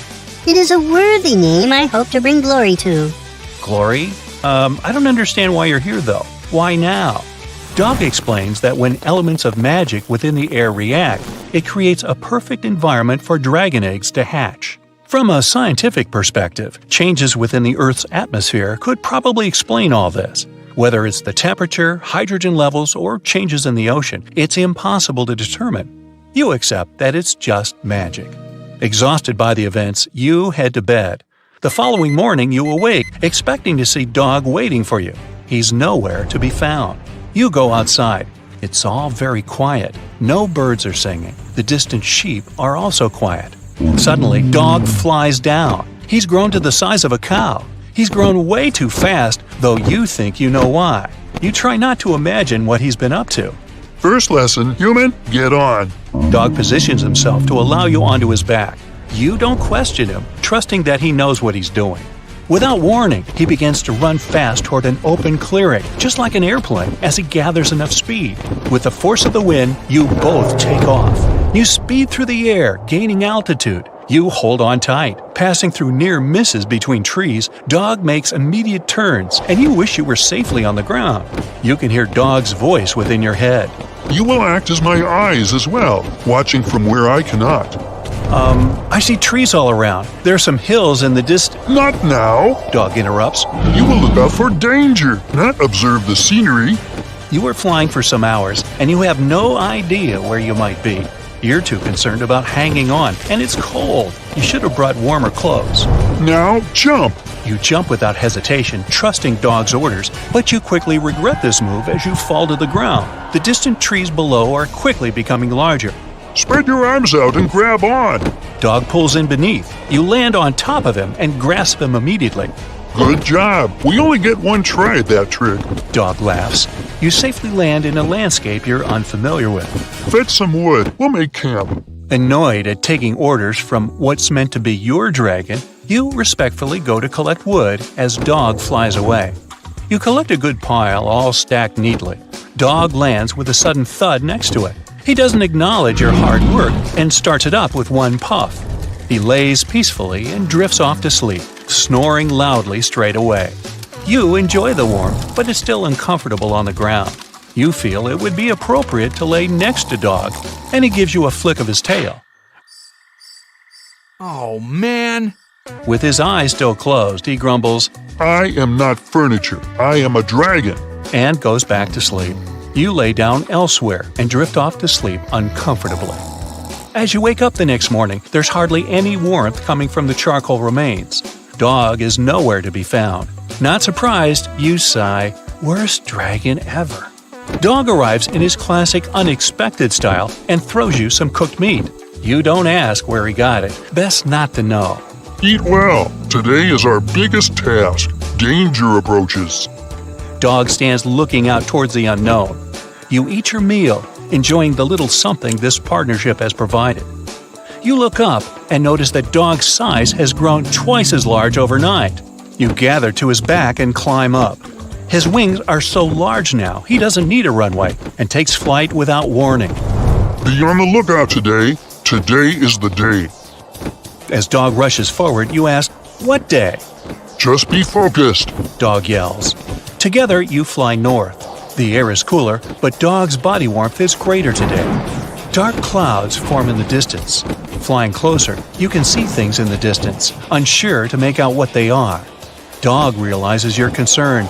Ice squirrels. What? The same magic that allowed me to hatch brought them from the ice. They will want to turn the world frozen. Only we can stop them. You're concerned as you observe their numbers. There might be dozens, if not hundreds, and possibly more hiding in the clouds behind them. As you approach, Dog speeds toward them, fending them off, breathing fire and biting. You hold on tight, trying to avoid the sharp ends of their wings. Their numbers are too many. Dog is becoming overwhelmed. An ice squirrel from overhead speeds down, targeting Dog, realizing he's unable to do anything as he's facing several of those at once. You leap towards it.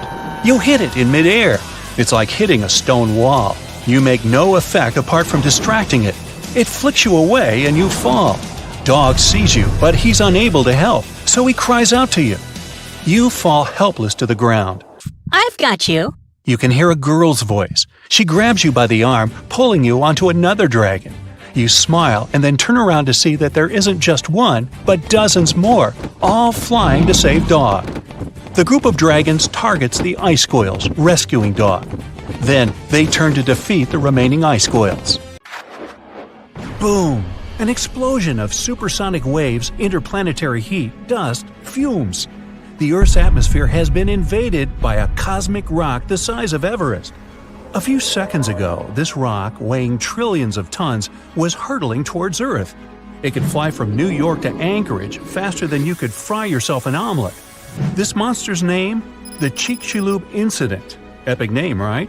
66 million years ago, it crashed into the Earth. Back then, dinosaurs ruled the planet, but not for long. The epic collision took place in modern Mexico, in the Yucatan Peninsula, right near Cancun, where the dinosaurs were vacationing. Well, probably not. Still, the huge space rock hit the ocean, but even all that water couldn't stop the inevitable. The collision caused a huge amount of energy to be released. The horror on a planetary scale had begun. Imagine a mini-sun lighting up the surface of the Earth with tsunamis the height of the Statue of Liberty bursting from the epicenter of the watery impact. Not good. The blast blew through the surface of the Earth. It was as hot as an oven and burnt everything in its path. The impact provoked a colossal earthquake and serious volcanic activity. A bunch of volcanoes simultaneously released hot lava and ash into the prehistoric skies. Millions of tons of ash and soot poisoned the air. This formed a huge ash cloud in the atmosphere, which blocked out the sun's rays for several years. The long winter had begun. Only there wasn't any snow falling from the sky, but rain made of sulfuric acid. Yes, the Chicxulub incident might just be the most important thing that ever happened in the history of our planet. Even more than YouTube. Back then, there were loads of volcanic eruptions, a lot of flammable oxygen in the atmosphere, constant temperature changes. It was the perfect and worst time for all of this to go down. So, how are we so sure about all this? Well, the asteroid left an absolutely huge crater on the planet's surface. Today, this scar is hidden under the Gulf of Mexico. Scientists found a lot of places on Earth with abnormally high levels of iridium. This metal is very rare on Earth, but it's in a lot of asteroids that scientists have examined. Scientists studied some 66 million-year-old rocks. In the layers of rock, they found dust, the same dust that comes from asteroids. This could only have happened if a huge asteroid had crashed into Earth. The catastrophe led to the extinction of not only the dinosaurs, but also the asteroid. It was so hot at the point of impact, part of the asteroid just disappeared. A lot of water vapor and carbon dioxide shot up into the atmosphere. But the biggest problem, sulfur. It got kicked up by the asteroid impact and flew up into the air. These tiny sulfur particles blocked out a lot of the sun's rays. Without the sun, a lot of plants disappeared and the climate eventually got colder. The immense heat turned stones into glass. Scientists call these things tektites. The energy of the impact threw them up into the skies. After a short flight, the tektites fell down to Earth. But it wasn't pretty. Rain fell too, only instead of drops of water, you'd have seen hot glassy fireballs. They bombarded the planet's surface for days. The tektites set fire to everything. Scientists found evidence of this all over the world, not just near the collision site. But a lot of things from back then are still a mystery. Some scientists think that Chicxulub wasn't even an asteroid. It might have been a comet. Asteroids are mostly made of stone and metal. Most often they kind of look like a potato. A comet contains rock, metal, and ice. Comets look like dirty cosmic snowflakes, complete with ammonia, methane, and carbon dioxide. Comets sometimes come from the Oort cloud. It's a huge cloud of ice and debris around our solar system. From time to time, comets break free from the pack and head towards our sun. According to scientists, this special comet flew right past Jupiter. The gravity of that huge planet accelerated the comet even more. It flew towards the sun, gaining more and more speed. The comet's outer ice shield started to evaporate, and it probably gave off a lot of dust and gas, which made it look like it had a tail. The sun's gravity eventually shattered the comet apart. One of the fragments flew through space and crashed into the Earth 66 million years ago. So, asteroid or comet? The truth is, we'll never know. What we do know is that the Earth was seriously unlucky to be in its path, and it was never the same again. The catastrophe stopped the development of 75% of life on Earth. Some bigger marine animals, like crocodiles, turtles, and fish, survived the impact. Out of all land animals, the only ones to survive were the ones that were, on average, smaller than the modern raccoon. That includes a bunch of special species of dinosaurs, the ancient ancestors of birds. Scientists believe they survived for two reasons. After the huge impact, it took a long time for plants to start growing again, and a lot of animals didn't survive. Most remaining animals didn't have enough food. But these dinosaurs had a beak. With its help, they could split open nuts and dig seeds out of the soil, so they survived. The second reason is that these lucky guys had bigger brains. Some people think that they were able to cooperate with each other and quickly adapt to the new conditions. Other life forms survived too. Fungi and mold survived underground and underwater. Gradually, the darkness cleared away and ferns began to take over the lifeless landscape. After a few thousand years, forests started to reappear. The animals that survived were pretty much all inconspicuous and small creatures. They lived in burrows, safe from all that hot ash. Before the collision, mammals had lived in the shadow of dinosaurs. But with all the dinosaurs suddenly gone, things were about to change.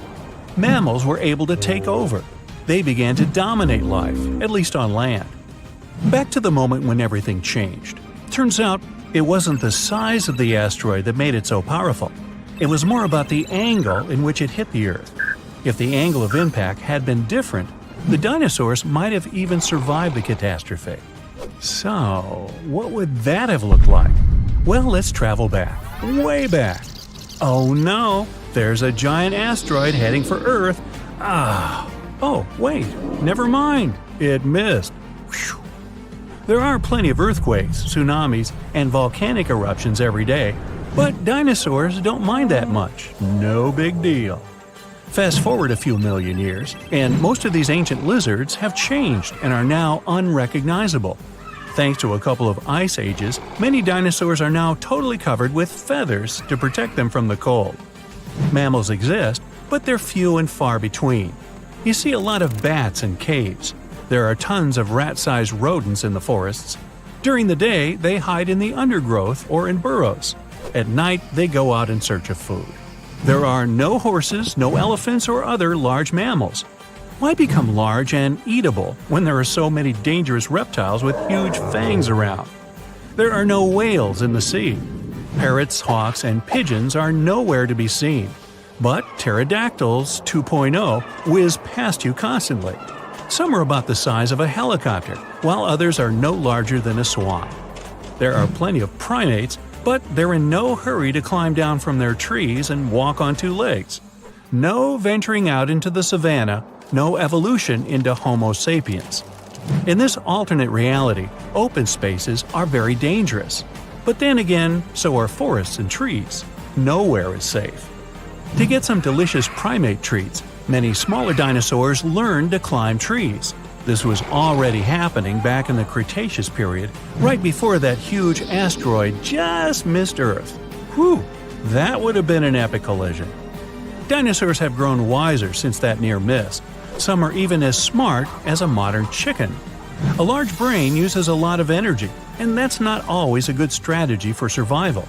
Safer to keep brains small and keep making those teeth bigger and pointier. It was the largest fish our Earth had ever seen, and its bite was strong enough to crush a car. The largest of its teeth found was the length of a remote control. It consumed about 2,500 pounds of food a day. That's like 3,300 cans of tuna for you. The earliest Megalodon fossils are from about 20 million years ago. But you won't see its skeleton, and that's because the mighty Meg had no bones. A skeleton made from bones gives most animals their body shape and strength. Sharks, though, come from the same subclass as rays, skates, and sawfish and have cartilage instead of bones. Cartilage is a tissue that is softer and more flexible than bones, but it's still tough enough to shape the body and protect the internal organs. Some areas are more flexible, since cartilage is weaker, and some, like the shark's head, are much tougher thanks to calcified cartilage. Their snouts, though, are made of really soft and flexible cartilage to work like a bumper in case of a collision with some dangers. Who knows if they'd be able to do all this with a heavy skeleton? Plus, cartilage makes their jaws more flexible, and they can open their mouths much wider than they would with a jaw made of bone. Our hero, Meg, was no exception, and it had the strongest bite of all living creatures, which was also made possible by a skeleton made of cartilage. Sharks take full advantage of their cartilage. It helps them swim and turn fast while hunting. One drawback of this type of skeleton is that it was really tricky for scientists to establish the shape and size of Meg. Normally, they would do it using fossilized bone skeletons or their parts. With Meg, they had to guess based on the teeth they found and comparisons with living relatives. A more recent 3D computer model was based partially on scans of a preserved spine discovered in the 1860s. The model showed that Meg was bigger, faster, and even hungrier than scientists had previously thought. Looks like an average megalodon was 52 feet long. That's slightly bigger than the height of the Hollywood sign and weighed 10 times as heavy as an elephant. There were also much bigger creatures. Scientists still aren't sure how the megalodon got this size. The fact that there were bigger and smaller Megs probably has to do with a little something called Bergmann's rule. It says that the temperature of the surrounding environment affects the animal's body size because they either need to conserve or shed heat. The megalodons that reached cooler waters probably needed more body weight to make sure they survived in low temperatures. Those living in warmer waters had to be smaller to avoid burning up. If the researchers were correct in their calculations, it also means that Meg reached a cruising speed of over 3 miles per hour, which is much faster than other sharks. The still-living great white shark can cover a distance of nearly 7,000 miles without stopping, which is 9/10 as long as the diameter of Earth. It looks like the Megalodon could have gone much further. Megalodons managed to survive on our planet for nearly 70 times longer than humans have. They were roaming the oceans for around 20 million years, and you could see them pretty much anywhere except near the poles. Scientists discovered the most northern fossils off the coast of Denmark and the most southern in New Zealand. The reason why there were no megalodon teeth found in Antarctica is most likely that these adapted to only warm tropical and subtropical waters. The younger ones like to keep to the shores, while full-grown adults preferred coastal areas, but they could easily move into the open ocean as well. When our planet went through a period of global cooling and drying, and the seas began to freeze around 3.6 million years ago, there was less and less room for Meg to thrive. Much of their prey, like smaller whales, seals, and sea turtles, disappeared or relocated to waters that were too cold for our hero. And at the same time, the number of its natural competitors, like smaller predatory sharks, like the great white shark, and whales, increased. This shifting food chain dynamics could have been even more dangerous for the Meg than the cold ocean water. You're used to seeing them on the big screen as heartless monsters, but these huge sharks were actually loving and caring family guys. Scientists discovered several megalodon nursery areas in Florida, Maryland, Panama, and off the coast of Spain. It looks like they gave birth to their young in shallow water environments. Then, little Megs would stay there with adults protecting and raising them until they were ready to fight off predators. The mighty Meg had 276 teeth in 5 rows in its mouth. Similar to other sharks, it was fast in replacing its worn-out or lost teeth. With 4 or 5 rows of teeth in its mouth, it basically acted like a conveyor belt, able to grow back damaged or missing teeth. This means that an adult megalodon probably would have grown several thousand teeth throughout its lifetime. Although the great white shark is often mentioned as Meg's closest relative, they'd hardly be distant cousins. The ancestors of today's great white existed at the same time as the Meg, but they weren't best friends and even rivaled each other. The great white shark wouldn't win in a head-to-head fight with a Meg, but it was a better hunter using its smaller size and agility to snap up the giant's prey quickly. This only left the bigger fish and whales for the Meg, but its food supplies began to run out as the whales swam to the cooler new seas.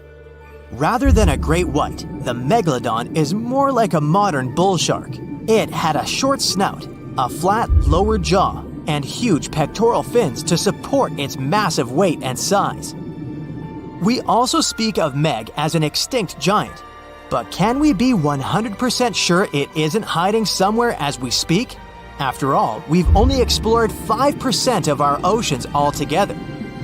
The Mariana Trench is the deepest oceanic trench on Earth, and you could dip the whole of Mount Everest in its deepest part, and over a mile of it would still be above the surface. If a megalodon or two needed a place to hide, that would be the perfect spot. It wouldn't be the coziest place to live, though, with its cold water and total darkness.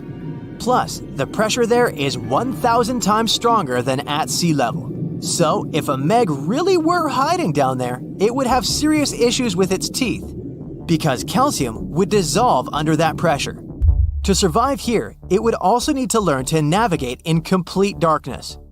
That means it would have either become bioluminescent or evolve to grow massive eyes like the giant squid. If the Meg were still around and true to its dietary choices, it would have to eat smaller fish, and that would be a problem for us humans. Especially those of us who love fish, that is. And the ocean isn't cooling down these days. The Megalodon would love its temperature and would thrive and reproduce faster than ever. Those giants would create some massive problems for cargo ships and cruising vessels.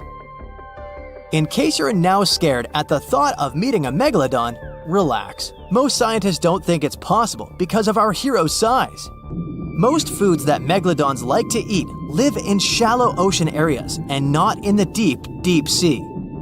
Meg would need to come up for dinner every now and then, and it's kinda hard to miss a creature this big. They're both giant prehistoric creatures to us, but the megalodons and the dinosaurs never actually coexisted. The dinosaurs probably died out about 66 million years ago. Megalodons seem to have appeared a bit later. So a team of archaeologists digging in the far north of Zambia stumbled upon something that could change all we know about early humans. Was it a Walkman? Nah. It's a wooden structure built around 500,000 years ago, the oldest of its kind on Earth. The construction consists of 2 logs that had been shaped to fit together, something like Lincoln logs, those toy building sets.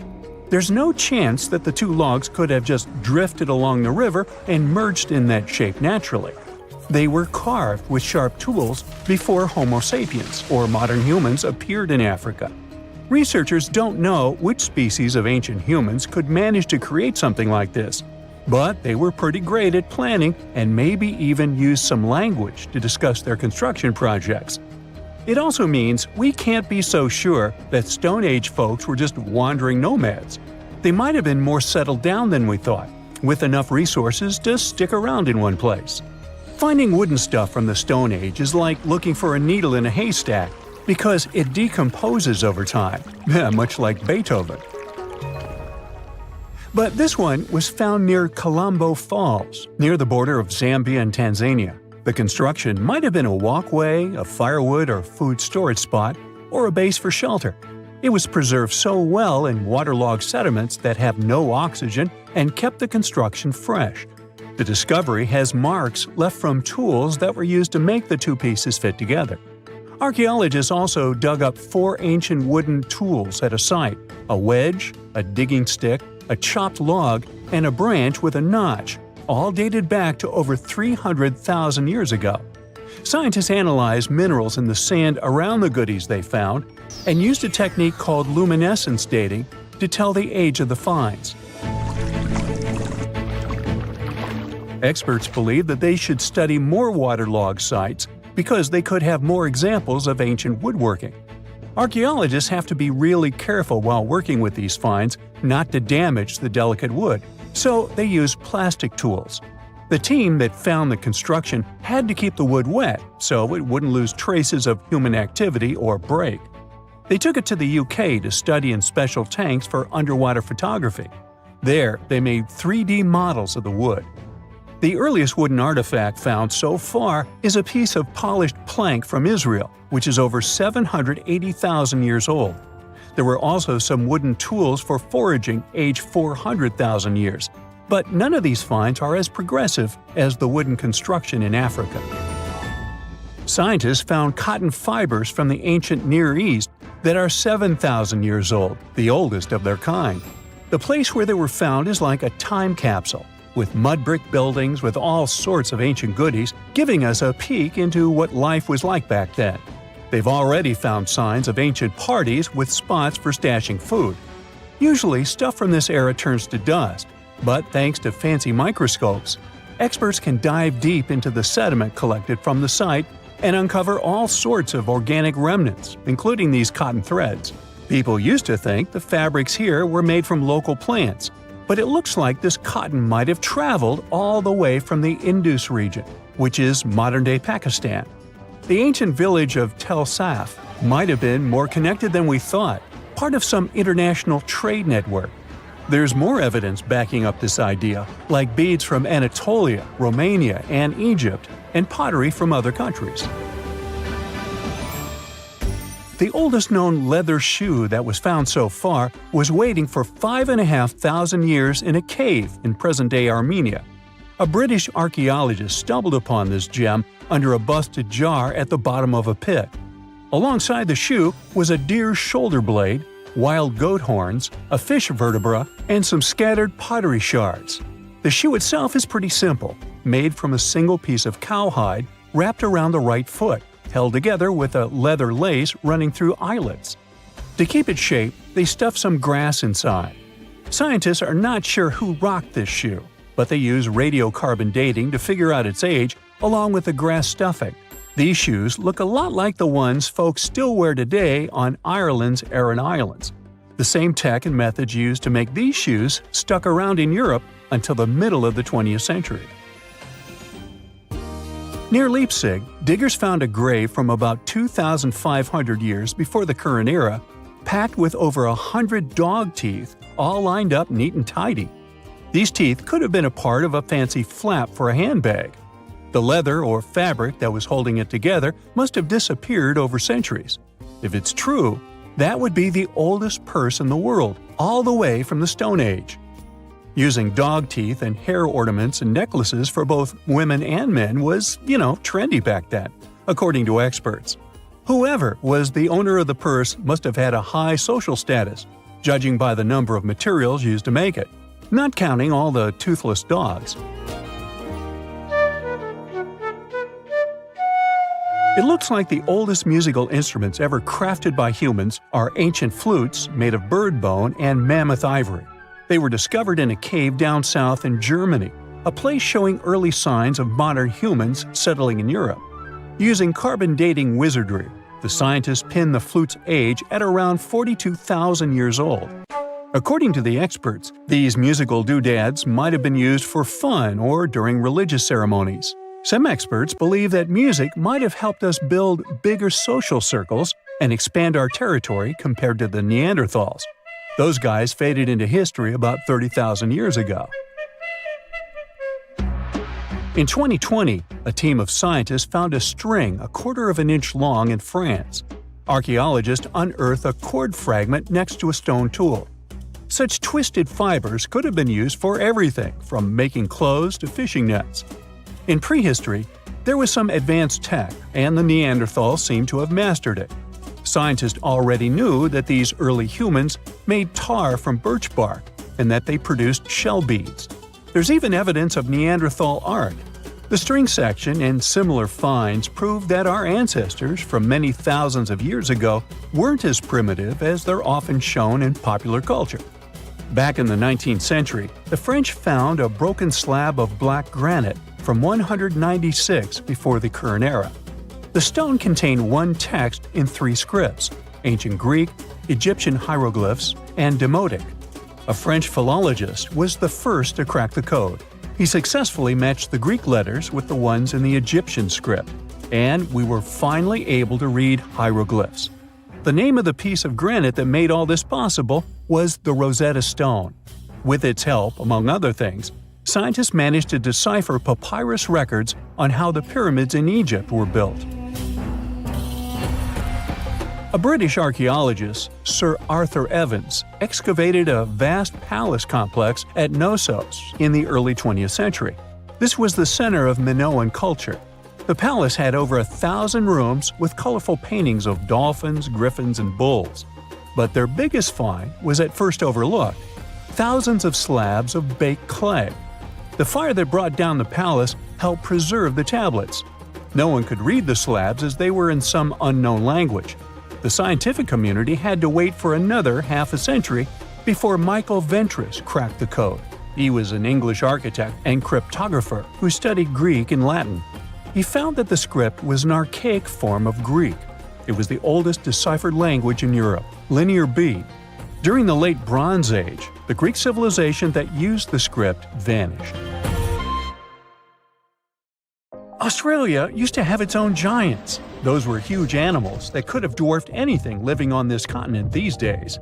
Scientists found the remains of many of those ancient creatures in the Narracuta Caves in South Australia, 4 hours away from Adelaide. It's a lovely region, but it can be treacherous.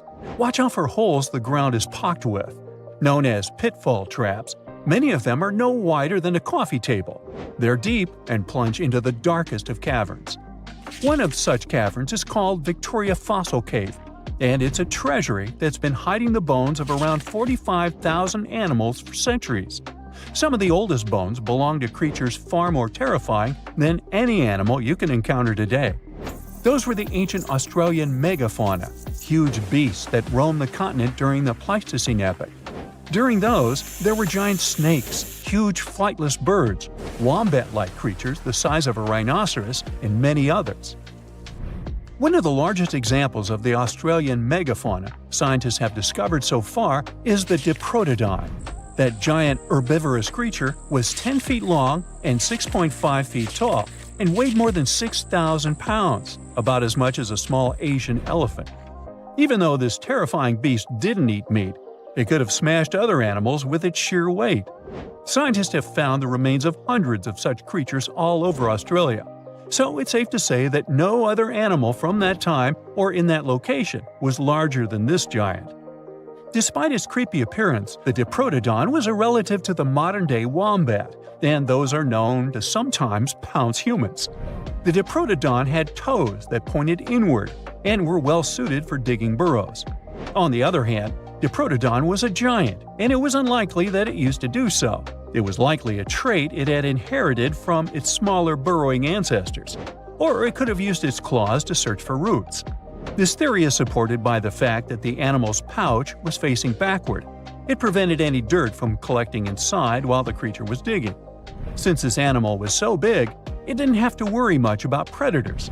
Up until 60,000 years ago, when the first humans appeared on the continent, full-grown Diprotodons only had to look out for creatures like the Quincana. Measuring in at a whopping 20 feet long, the Quincana was a land crocodile. It lived in Australia from around 20 million to 40,000 years ago. It disappeared along with most other mega creatures of the last ice age. It's thought to be the result of the first humans coming to the continent. Even though the Quincana was extremely fast and dangerous, it was possible that this creature got outcompeted by human hunters who took all available prey. Unlike modern crocodiles that are mainly aquatic, that mighty beast was a land dweller. Scientists figured it out by studying the Quincana's legs. They were able to support and carry the body clear off the ground.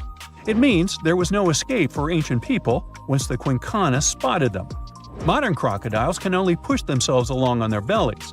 Such an adaptation allowed the Quincana to chase its prey for long periods of time, exhausting it in the process. Another creepy feature of this ancient monster was its teeth. Aquatic crocs have conical teeth. Those are great for gripping and holding on to prey underwater. But Quincana had knife-like teeth, ideal for slicing soft-bodied animals like, mammals. Another Australian monster, Thylacoleo, wasn't all that large, but it didn't make it any less terrifying. It was still among the top predators and the biggest carnivorous animals in Australia. This creature was a true oddity of nature, even by prehistoric standards. First, its teeth resembled not those of a regular predator, but those of a rodent. Its front incisors were enlarged, taking the place of canines. Premolars were also shaped like blades. They were used for cutting flesh and bone. At first, scientists thought that Thylacoleo used those teeth to eat nuts and fruits. But later, a study showed that the use of such teeth was better suited on necks and spines. The jaws of this ancient creature were immensely powerful. A 220-pound Thylacoleo had a bite force similar to that of a present-day 550-pound lion. It means that the animal could easily bring down prey much larger than itself. Then there was Thylacoleo's tail. It had strong muscles which provided the animal with the ability to use the tail as support when tackling large prey.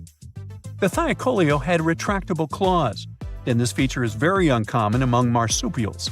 It allowed the animal to keep its razor-sharp hooks from getting blunt and could help it get a better grip on its prey. Scientists are quite sure that, like today's leopards, the Thylacoleo could climb trees and jump on other animals from above. It was done so fast and stealthily, they never knew what hit them. The creature's rear feet support this theory. The first toe there was reduced, but the foot had a rough pad like what modern-day possums have. It allowed them to have a better grip while climbing. Right after scientists found the first skull of the Megalodon, this animal was classified as a lizard. That's why its name translates to small groomer. But after they discovered more complete fossils, it turned out that the Megalodon was a giant turtle. But that's not all. It was one of the largest land turtles to ever have existed. The main reason researchers initially believed the creature to be a lizard was the fact that its skull was adorned with a series of spikes. It's something the modern-day horned lizard can boast. But even after discovering the true nature of the Megalodon, Scientists still don't know how to properly catalog it. It might have been a creature that folded its neck under its spine, or it could have folded it to the side. Beside those defensive mechanisms on its head, the Megalodon was also equipped with a spiked tail, which was probably used to prevent predators from attacking the animal from behind. Most species of the Megalodon disappeared around 2,000 to 3,000 years ago because of humans who hunted them to extinction in both Australia and on the surrounding islands. It took around 2 centuries for these turtles to go extinct in that region of the globe. The Megalodon was a giant Australian lizard that existed at the end of the Pleistocene epoch. It looked like a Komodo dragon and the Australian monitor lizard, which are both believed to be Megalodon's closest living relatives. Fossils tell us that the ancient animal was anywhere from 15 to 26 feet in length. Ow! The youngest fossil remains of this ancient Australian monitor lizard date back to about 50,000 years ago. The first indigenous settlers must have encountered Megalodon, which led to the lizard's extinction. Originally, scientists thought that the Megalodon was the only member of the genus Megalodon, but these days it belongs to the genus Varanus, which means that the prehistoric creature is closely related to other Australian monitor lizards. Our next giant creature on our list was once dubbed an ostrich on steroids. I mean, look at it. It was the last of the thunderbirds to go extinct in Australia. The Dinosaurs lived on the continent at the same time as early humans. They might have coexisted for 15,000 years or so before the huge bird eventually disappeared. This theory has some proof. The bird's fossils found along with human artifacts. Some cave paintings also depict flightless birds similar to the Dinosaurs in size and shape. Although it wasn't the largest bird in Australia, the goose-like creature was still as tall as a grown-up man and weighed around 550 pounds. Even a modern-day ostrich can be dangerous if it feels threatened.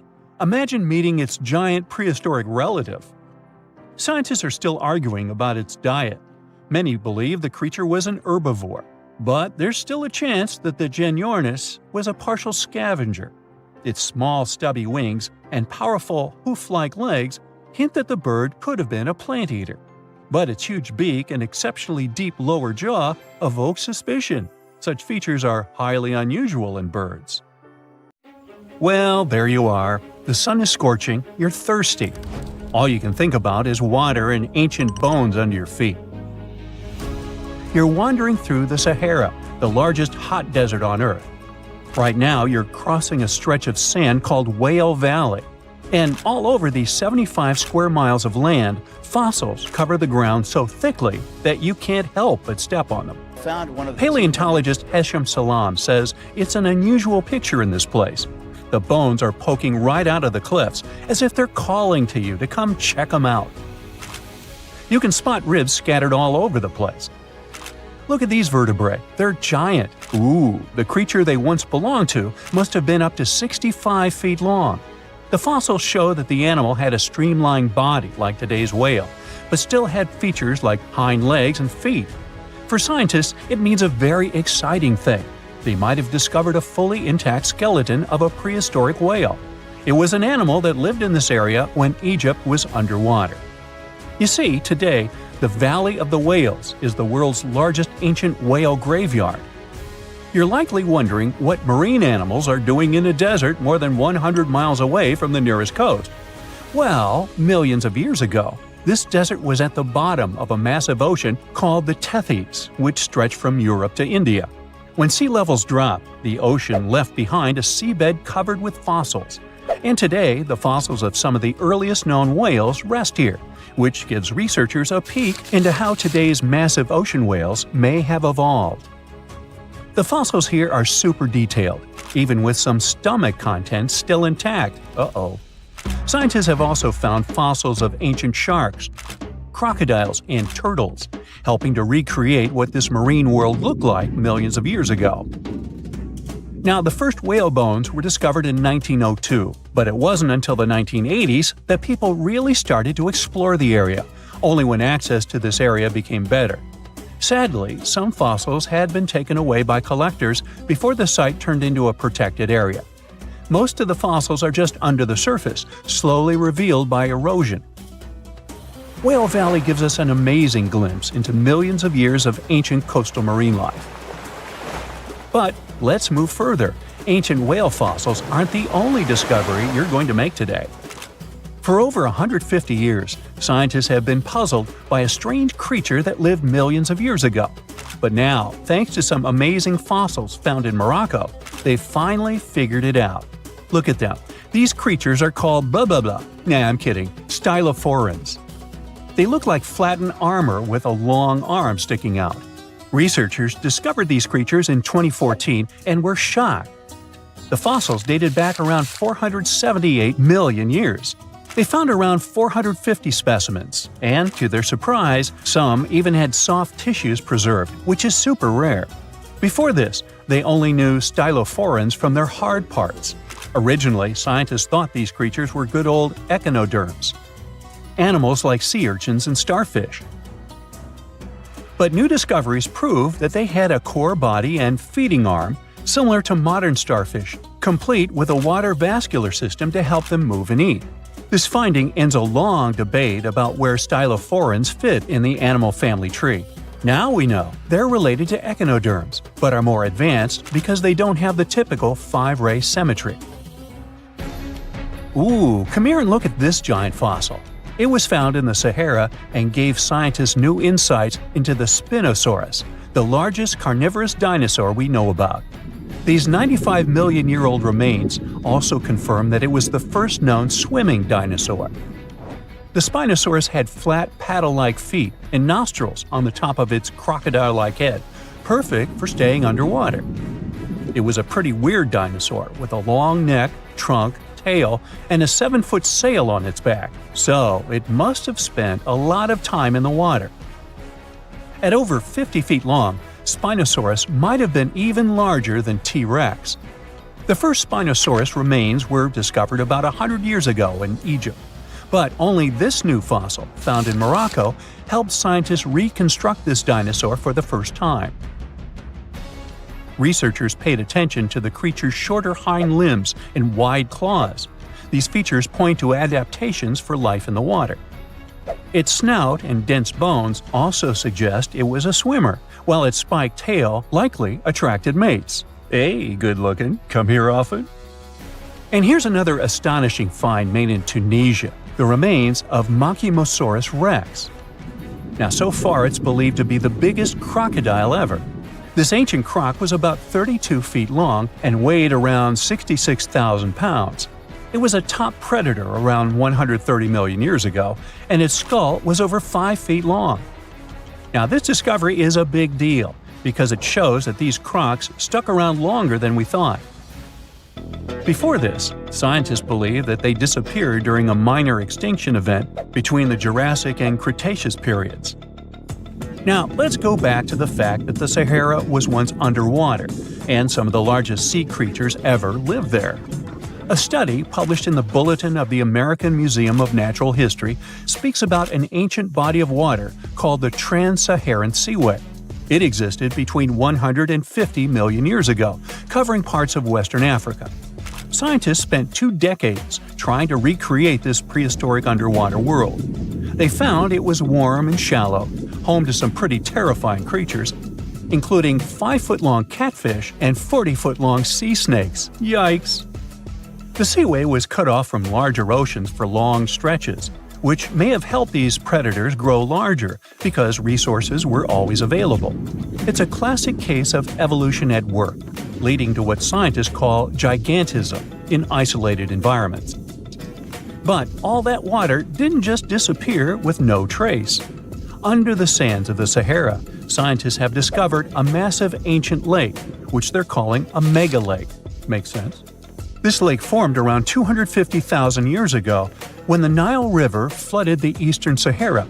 At its biggest, this lake covered over 42,000 square miles. It's about half as big as Kansas.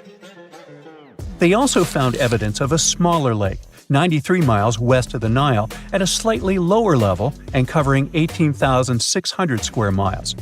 All of this adds to growing evidence that once, North Africa had many lakes that might have created migration routes, helping early humans move across the continent. Now, in the Sahara, you can find not only fossils of bizarre animals. In May 2020, some weird rocks with greenish crystals were discovered in a sandy region in southern Algeria's Sahara Desert. When scientists checked them out, they found out these rocks weren't from Earth. They were actually pieces of a meteorite called Chicxulub. This meteorite is super old, like the oldest volcanic rock ever found. It melted ages ago in the fiery heart of an ancient protoplanet that no longer exists. Researchers had recently published a study in Nature Communications, revealing that they have analyzed lead and uranium isotopes in Chicxulub and found out it's more than 4.5 billion years old. Another cool discovery made in the Sahara is quite unexpected. A few years ago, scientists found what they think are the world's oldest colors, and they're bright pink. These pigments were uncovered from rocks that are around 1.1 billion years old in the Sahara Desert. The colors came from microscopic organisms, as animals didn't exist back then. The discovery was made by a PhD student who crushed the ancient rocks and analyzed the pigments. These pink pigments are actually ancient chlorophyll from photosynthetic organisms that lived in an ocean that's long gone. Researchers are now sure that this finding could help explain why larger, complex creatures showed up much later in Earth's history. Before these colors were discovered, scientists didn't know what was missing in the food chain that delayed the evolution of larger animals. Now they understand that tiny cyanobacteria were at the bottom of that chain. Apparently, this discovery is not just about finding some old pink stuff. Scientists believe it's a breakthrough in understanding the history of life on Earth. In July 1990, 4 Czech guys decided to go on an adventure to find the Mongolian death worm, a creature that might have inspired the monster you've seen in the movie Dune. They say it lives somewhere deep in the Gobi Desert, so they flew to Mongolia, hopped into an ATV, and hired some local guides to help them. All that to meet a creature that is up to 6 feet long, can spit acid that could melt anything, and is capable of shooting electricity at those it doesn't like.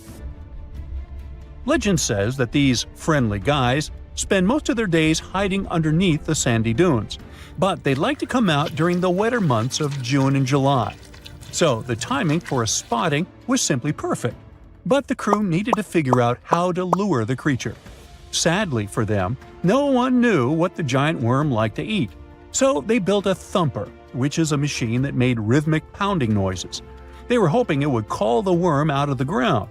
For 2 months, they searched the vast desert, crossing dunes and rocky plains, looking for any sign of the creature. But alas, it didn't really work out. Ivan McCurley, who was the leader of the 1990 expedition, came back to Gobi Desert again. He once tried to attract the megaworm with blasts, and the second time he used a small airplane to scout the dunes. Over the years, groups from America, Britain, and New Zealand organized big expeditions to the Gobi Desert to try and find the creature. Many others came from all around the world on their own and found nothing. The people in the West first found out about the megaworm of the Gobi Desert thanks to an American paleontologist, Roy Chapman Andrews. This brave man was probably the inspiration for Indiana Jones. In 1926, he wrote about the creature in his book. At a meeting with Mongolian leaders, Andrews heard detailed descriptions of the creature, even though none of them had ever seen it themselves. One of them described it as looking like a sausage, about 2 feet long, with no head or legs. According to him, the worm was so venomous that just touching it could instantly take your life, and it lived in the loneliest parts of the Gobi Desert. Andrews didn't think the creature was real, but he shared these stories again in another book. In May 2005, 4 friends from Great Britain who search for monsters professionally decided to try their luck. They made drawings of the worm and hired local people to hand out flyers all over the Gobi Desert. These flyers offered a reward to anyone who could give information about the worm or even bring them a specimen. They thought loud sounds that other explorers tried would scare the beast away. Some told them it likes damp conditions, so they came up with a plan to block streams of water to create wet areas that would lure the worm out. Their plan didn't work because it was too hard to build dams in the desert. They ended up using small traps, but didn't find any actual proof that the worm existed. But they did meet locals who shared interesting stories about strange creatures they had seen over 70 years. Over the years, stories of the monster spread around the world. In some of them, it's only 1 foot long. In others, it's as large as a human. It's white-gray or scaly and brown, or maybe fleshy and bright red. Someone said it resembled a snake, or maybe a caterpillar, or maybe it has wings and can fly. And some believe it could be a supernatural evil being without a body. Maybe the stories are so different, and the search operations are so fruitless, because the creature doesn't even exist. Or it could be one of many cryptids.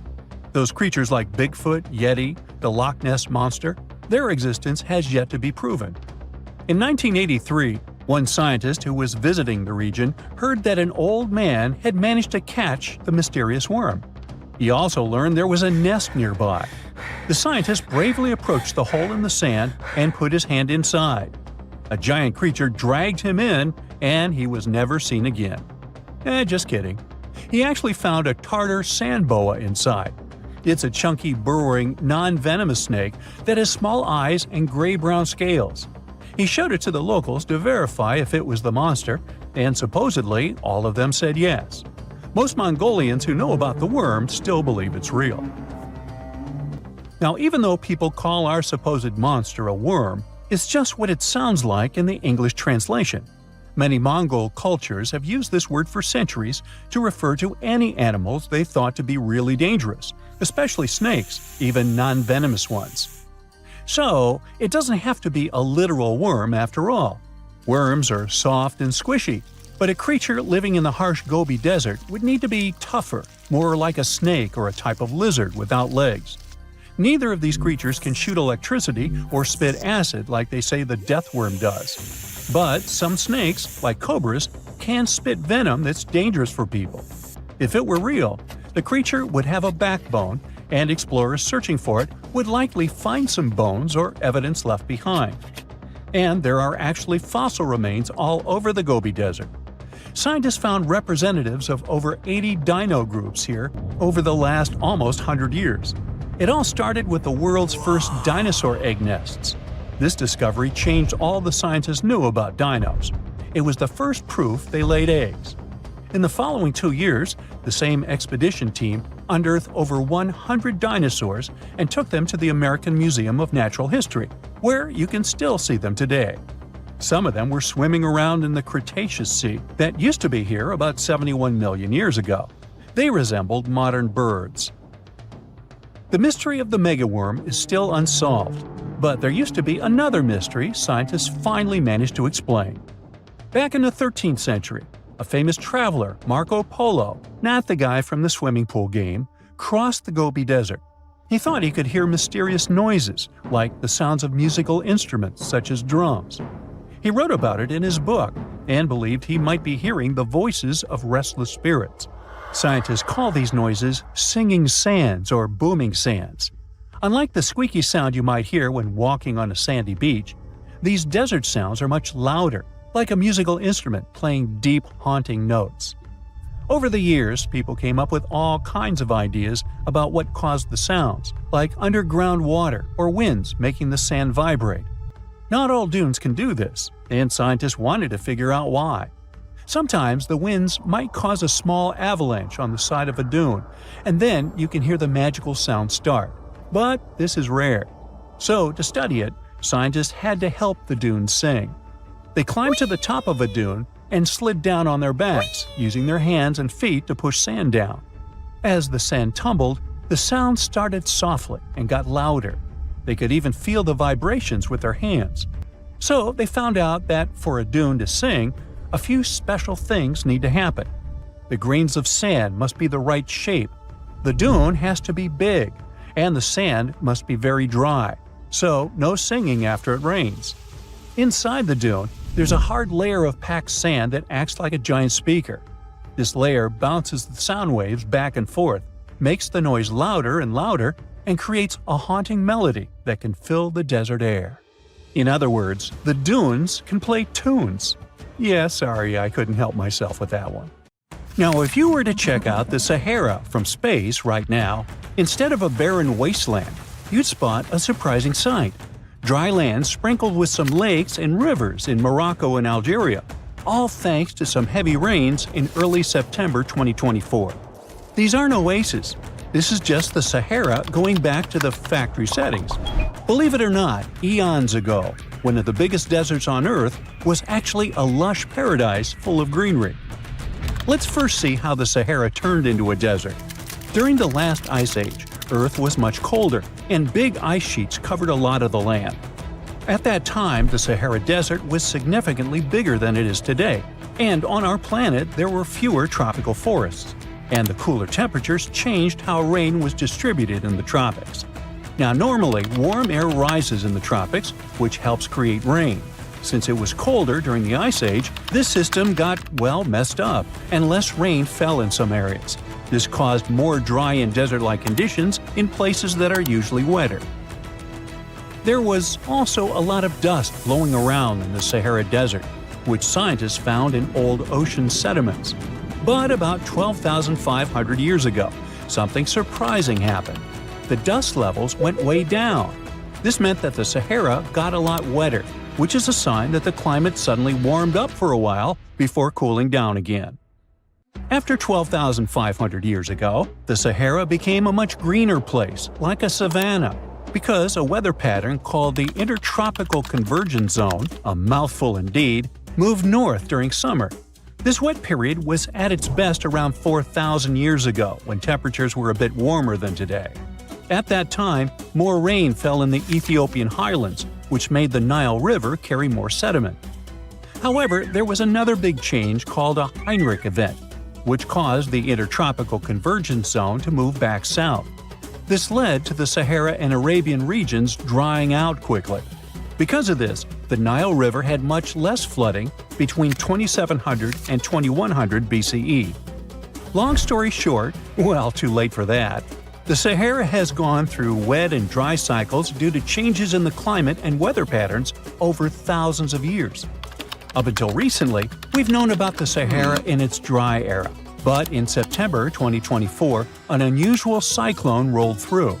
It hit Morocco, Algeria, Tunisia, and Libya, and filled those dry lakes and rivers. The satellite images from NASA of before and after the rains are stunning. It's like the Sahara has had a makeover. Some areas in North Africa received up to 8 inches of rain. For comparison, Seattle gets about 40 inches per year, only 5 times what the Sahara received. I say only for one simple reason.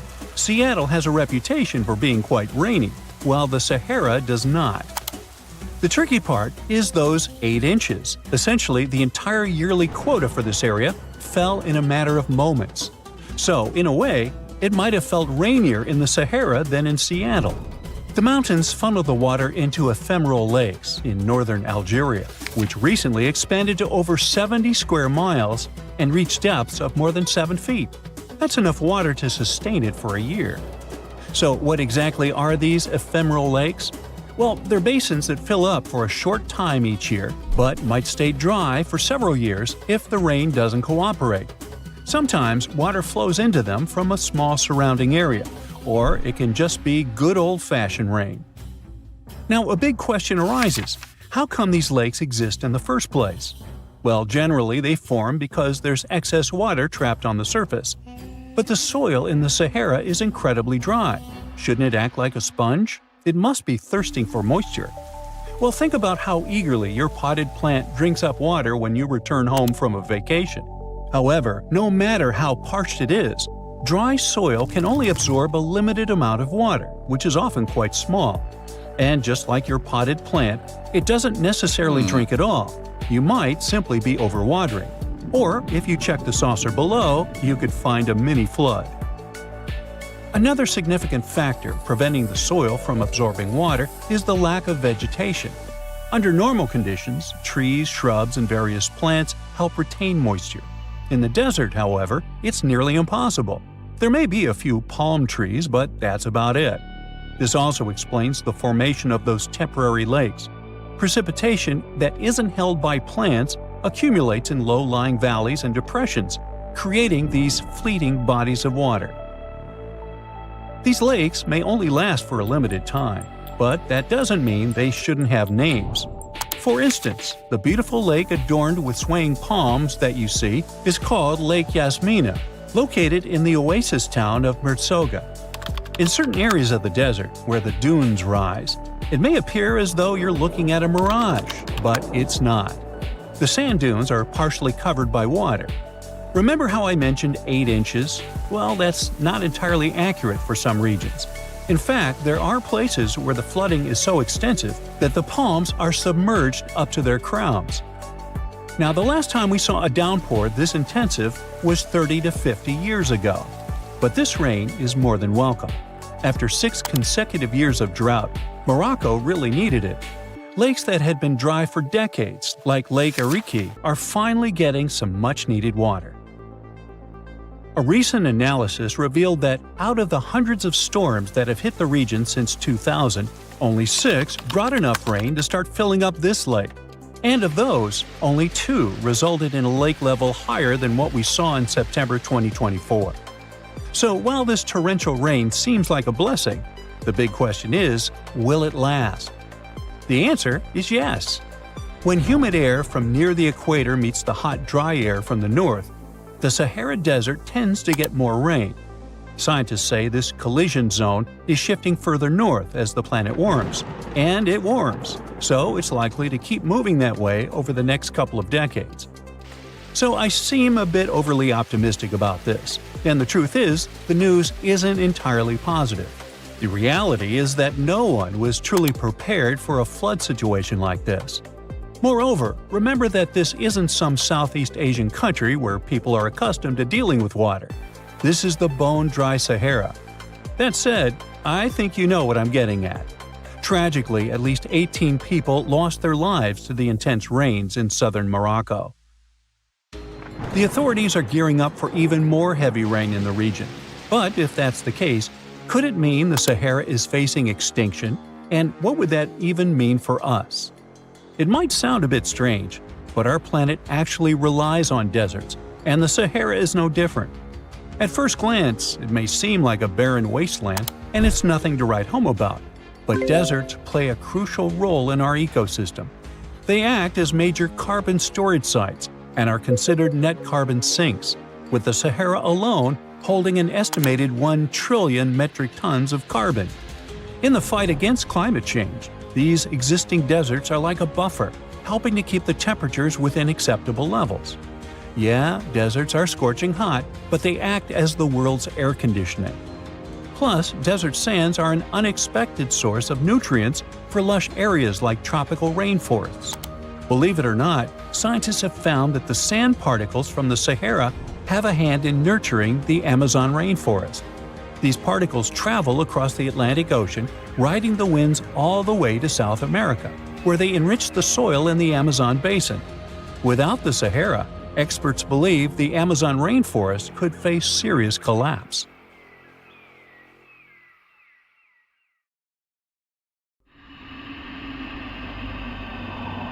You're walking along a hot desert under the scorching sun.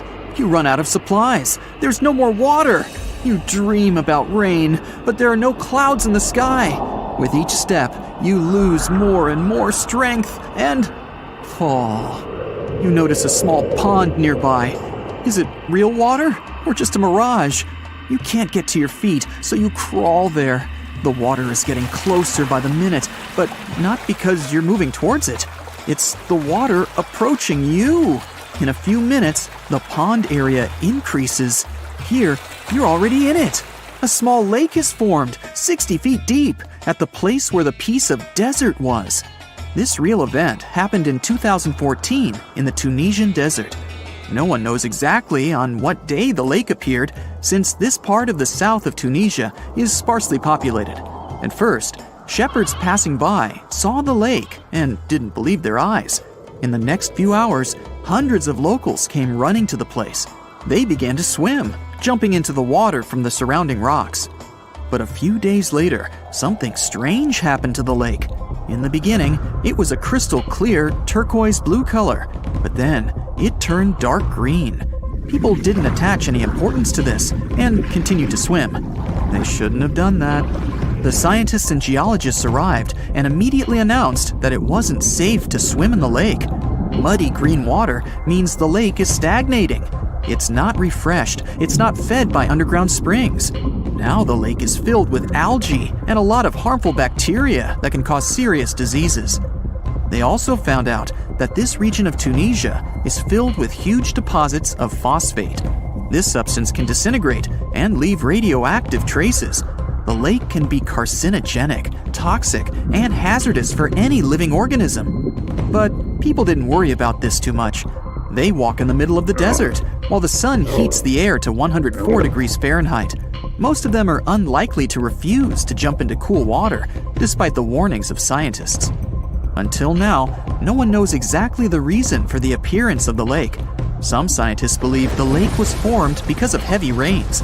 The lake is surrounded by rocks and is located inside a canyon. The water could just accumulate after each storm. Some geologists think an earthquake was the cause of the lake. A small seismic activity provoked the rupture of the Earth's rock above the water table, and through this hole, all the water splashed out. And if this theory is correct, then the lake can be pulled back underground through cracks. This is the same as when you pull the plug out of a drain hole in a filled bathtub. Any small earthquake is like pulling the plug out. Therefore, if you find yourself in these places, don't swim in this radioactive lake. We're going to the Caribbean Islands region. Among the clear blue sea, you can find a unique lake. It's located on one of the Paradisiacal Islands. You may not even notice the lake right away. The entire territory may seem like a huge concrete platform, but the main thing is not to step on its surface. Pitch Lake is a lake filled not with water, but with liquid asphalt. This is the largest asphalt deposit in the world. Steam is coming from all over the lake as it's hot. The depth of this lake is 250 feet. An entire passenger Boeing could fit there in an upright position. The lake is not fully studied, but scientists believe there's a deep fault in the Earth's crust under it. A huge amount of oil seeps through it. It passes through various chemical compounds and turns it into the asphalt. According to rough estimates, there are about 10 million tons of hot material inside this place. Theoretically, no life can exist in such conditions, but scientists have discovered a colony of microbes. Somehow, these creatures have learned to survive here. This also suggests that life outside of our planet may exist. The largest moon of Saturn, Titan, has many hydrocarbon lakes on the surface.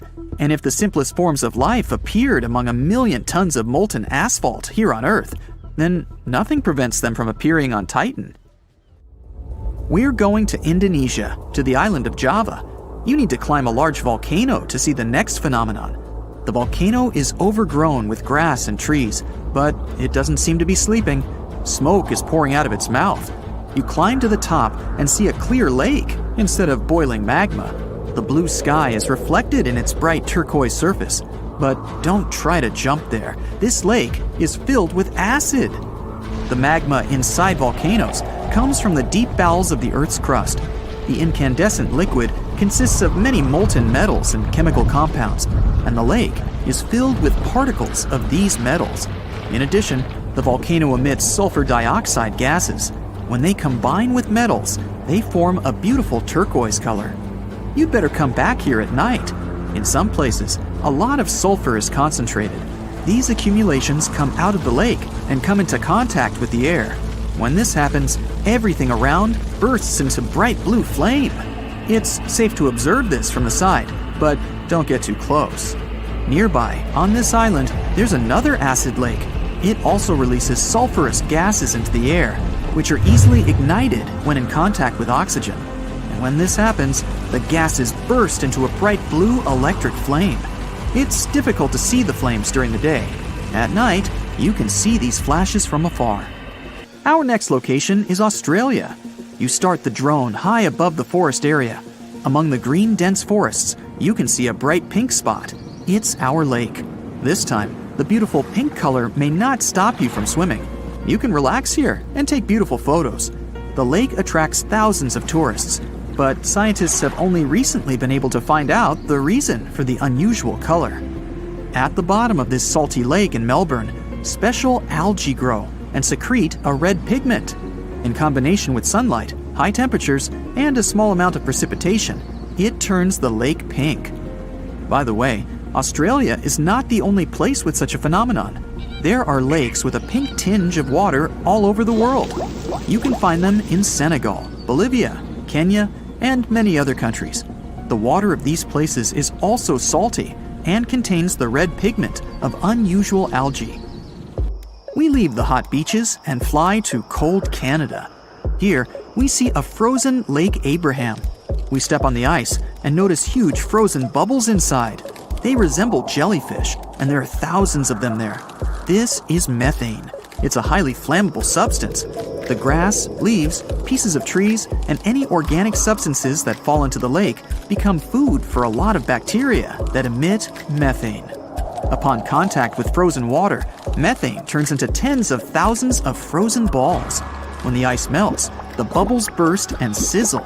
This phenomenon can also be observed on some shores of the Arctic Ocean. There, the size of the bubbles can reach several times more than balloons. It's a beautiful sight, but it's not safe, since methane ignites when it contacts with air. We're in the coldest place of our journey. It's Antarctica, near the driest desert on Earth. A dry place doesn't mean it has to be hot. It's an area with minimum precipitation. The desert isn't sand and cacti, but a place where almost no living life inhabits. Some areas of Antarctica meet these two criteria. However, in this icy desert, you can notice a tiny lake. Its depth is only a few inches. Technically, it's a pond, but the most amazing thing is that it stays in a liquid form. The temperature here drops to -58 degrees Fahrenheit. The pond should be frozen, but this doesn't happen. Don Juan Pond is one of the saltiest reservoirs on the planet. The amount of salt here doesn't allow the water to freeze. Scientists have been studying this lake for more than 60 years, but they still can't find out the exact reason for the appearance of water here. When you think of an epic desert scene with blazing sun, endless dunes, and those magical little oases, you probably picture the legendary Sahara, right? But what if I tell you that 11,000 years ago, this vast expanse of hot sand looked totally different than it does today? Yeah, I don't know, I wasn't around then. But I'm told that back then, what we now call a desert was a lush paradise, brimming with lakes, rivers, grassy plains, and even woodsy forests. So, where did all this water go? There are many stories about the distant past of our planet when deserts were covered with jungles and forests. And then something happened, like changing climates or colossal earthquakes, and it all turned green lands into dunes. But how about a theory that Sahara became a desert because of humans and goats? The Sahara has seen its fair share of wet and dry drama throughout the ages, mostly thanks to little shifts in Earth's orbital tilt, causing variations in how much solar radiation hits the atmosphere. There were even times called the African humid periods, when the rain would pour in and transform the dry landscape into a bright green haven. But between 8,000 and 4,500 years ago, something really funky happened to this region. Certain areas went from humid to dry, way too fast to explain it by just orbital changes. In the blink of an eye, the lush Sahara turned into the Sahara we know today. Now, if you ask scientists why it happened, they will tell you, oh, it's just poor parameterization of the data. Bet you didn't get it, did you? What? Well, right, let me translate it from scientific to common human. It means they really don't know the answer themselves, and they got a bunch of missing puzzle pieces. But as scientists sifted through ancient dirt and pollen samples, they spotted a quirky trend. Wherever there were pastoralists, also known as humans with their domesticated animals, the plant life seemed to shift. It was as if every time humans and their furry friends meandered through the greenery, they turned it into scrub and desert right behind them. Oops. Yep, chances are that by overgrazing, humans were sapping moisture out of the atmosphere, since plants give off moisture, which helps make clouds and making things even sunnier, leading to a quicker end of the humid vibes. Plus, our ancestors may have been getting a little too cozy with fire for land management, further speeding up the desert takeover. Anyway, scientists are sure that this lush Sahara would have turned back into desert eventually, even if humans hadn't shown up, thanks to Earth's natural rhythms. So there's no need to pin this abrupt change solely on humans. It could simply be about nature getting feedback from vegetation and dust cycles. It's difficult to determine what caused these changes, as it's all interconnected. During the last humid period, the Sahara was filled with hunter-gatherers. As things got a little drier, they started herding animals for food. The weather pushed people to herd cattle. It's also possible that grazing sped up the landscape degradation. So, which came first, the chicken or the egg? Or in this case, the human or the cow? It's tough to tell with the evidence we have now. Now today, it's safe to say that water is no longer that big of a problem in the Sahara, even though it's a huge desert and the times of lush forests there are long gone. But technology's got us covered. For example, the Nubian Sandstone Aquifer System, the biggest underground water stash on the planet. It's nestled beneath the Sahara Desert's eastern edge and stretches across 4 northeastern African countries – Sudan, Chad, Libya, and Egypt, covering a whopping 770,000 square miles and holding around 36,000 square miles of groundwater. Just look at the pipes transported when it was being built. It's the world's largest irrigation project. No wonder it's feasible to thrive in the Sahara today. But imagine thriving in the Sahara Desert with just one water source. Sounds like a tough gig, right? But the ancient Garamantes did just that, surviving and even thriving for nearly 1,000 years without monsoons or rivers flowing to their desert paradise. These clever folks were the trendsetters of urban life in the sands, and even the Romans couldn't help but notice their genius. While many thought they were just desert-dwelling savages, the Garamantes were busy building an empire in one of the toughest climates on Earth. But how did they do that? Well, they got crafty and dug a whole bunch of underground tunnels to tap into a massive sandstone aquifer. They were literally squeezing every drop of life from under the dunes. But recently, research showed that the Garamantes weren't just hardworking, they were pretty lucky too. The Garamantes had an underground aquifer that brought water up to a hill where they built over 500 fogaras, which are irrigation systems, some stretching as long as 2.5 miles. It was like sipping water through a straw, which let them irrigate their crops for nearly a century, especially since even a little rain would help recharge the system. But eventually, due to rain insufficiency, the aquifer ran low, and reaching it again would have meant digging more tunnels and relying on more people. That's a tough problem, considering these people were in the middle of food and water shortages. Guess I don't need to tell you what happened to the Garamantes, do I? The fall of the Garamantian culture might be linked to several factors. It may have been due to climate changes, or they may have simply used their water resources too much. Back in the day, the Sahara Desert was actually fertile agricultural land, thanks in part to the cool irrigation system the Garamantians created. But since fossil water isn't something you can replenish over time, the groundwater levels dropped pretty low. This likely played a big role in the kingdom's decline by the late 7th century CE. That sounds like someone who hit a lottery jackpot, used up all the money, and went back to their original not-so-cool job once the bank account got fully drained. Oh, by the way, even if the Garamantes left some secret wisdom messages for us, the chances are we'll never get what they wanted to tell us. Nobody really knows what language they used, and their texts are nearly indecipherable to us today. But let's go back to the Green Sahara. So it transformed into a desert about 4,500 years ago. But today, we can understand how people lived in those times in the Sahara thanks to natural parks in Africa that have the ultimate outdoor art gallery. There are well over 15,000 ancient paintings and carvings depicting everyday life from around 11,000 years ago. However, if the carvings aren't enough for you and you feel like visiting an actual green desert, all you have to do is book a flight to California. One of the most beautiful phenomenon in the world, the superbloom, takes place here. Look at all these colors – orange, green, pink. It's a miracle.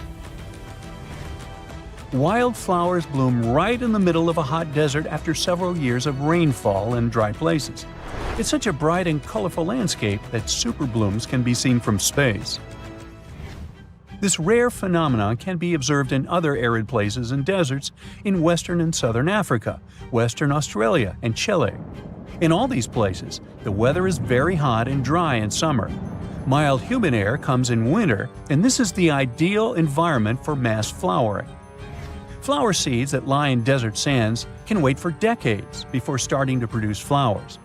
When the hot sun destroys all the weeds and grass, and the rainfall becomes enough to moisten the soil, the seeds are kind of like, well, okay, now it's our turn to play a big game. And then hundreds of thousands of tourists come to take photos and post these beautiful pictures on social media. And this, unfortunately, is one of the main dangers for flowers. Therefore, if you find yourself in a place like this, don't pick the flowers and don't trample on them. Stay on the path, don't litter. Take only pictures and leave only footprints. You get it? Good. You plan to spend your summer vacation in Africa. The final destination is the Sahara Desert. It's located in northern Africa, stretching from the Atlantic Ocean to the Red Sea. You're excited to ride camels and learn about the region's rich cultures. You hop on an extensively long flight, and finally, you are here. You find yourself in the world's biggest hot desert. Can you believe it's 3 million square miles? You're ready for your first adventure after drinking liters of ice-cold water. The guide gives you a choice. You can spend 2 weeks visiting a collection of oases, or you can help them solve an ongoing local mystery. Deep into the desert, near this Algerian town, lies a mystery begging to be solved. A collection of huge, spotted circles in the sand. There are dozens of them, stretching for miles in a straight line. The circles were first identified via Google Earth images several years ago. People have debated them for years, but no one seems to know the answer. The strange thing is that they are so many miles away from any towns, roads, or human activity. The quickest way to discover the truth behind the circles is asking questions. You grab your notebook and set out to talk to locals. Everyone is helpful in this scenario: geographers, anthropologists, elders, and historians. The first person you talk to is a map expert. You need to understand if those circles were authentic or a satellite glitch. You end up interviewing the people who take Google Earth satellite pictures. The circles are really there. They appear in multiple pictures from many years. Then, let's understand why they are there in the first place. After 2 days of interviews, you have your first lead. The circles could be the result of oil activity. Experts explained why this would make sense. Algeria is a rich area for natural resources, so this would be a sensible guess. Usually, to find out if there is anything worth extracting, companies would undertake seismic surveys. Seismic surveys are a way of analyzing the Earth's surface by sending shock waves into the ground. Depending on how these waves bounce back, you'll know what is located there. A special vehicle could have marked the soil that way. So, did we unravel the mystery? Not quite so. As you know, the Sahara Desert is one of the driest areas on the planet. The average high temperatures in summer are over 104 degrees Fahrenheit. To survive there, people need to find ways of accessing water. So, these circles could be a kind of ruin or leftovers from ancient water wells. Again, I'd say this is a sensible guess. Ready for some fact-checking? Some anthropologists agree that these circles could be ancient fogueras. Foguera is the name of a 2,500-year-old style of irrigation system, usually found in northern Africa. It is also known as a kanat in other places in northern Africa. Locals would dig a deep well at an elevated point, deep enough to tap into underground water. They would then dig parallel shafts at regular distances. Then they would dig an underground channel that connected the city to the well. Solely with the help of gravity, water would run from the well to the city. This traditional technology provided water for crops, livestock, and humans. Now, let's say these wells made human-made oases possible. Even the closest municipality name was an indication that this could be true. The name Fogueret Essaouira is actually named after Foguerets, these ancient wells. Now, this lead was proving to be very accurate. You decide to travel over there to see for yourself. You take a local bus, sit back, and enjoy the ride. The landscape in northern Algeria is filled with ancient-looking towns. You even see ruins of wells along the way, on the outskirts of smaller cities. Opening Google satellite images, you can see the Qanat's markings on the ground, a series of holes running down several miles. But as soon as you arrive, you find out you were wrong.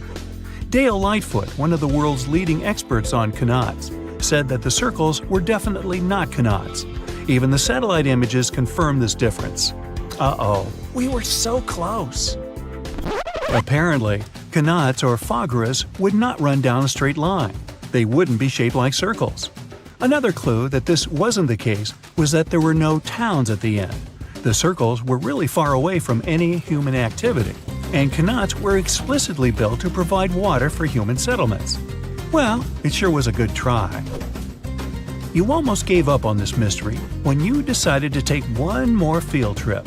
It was days of preparation, pick up cars, food, equipment, all so that the mystery of the Sahara circles could be unraveled.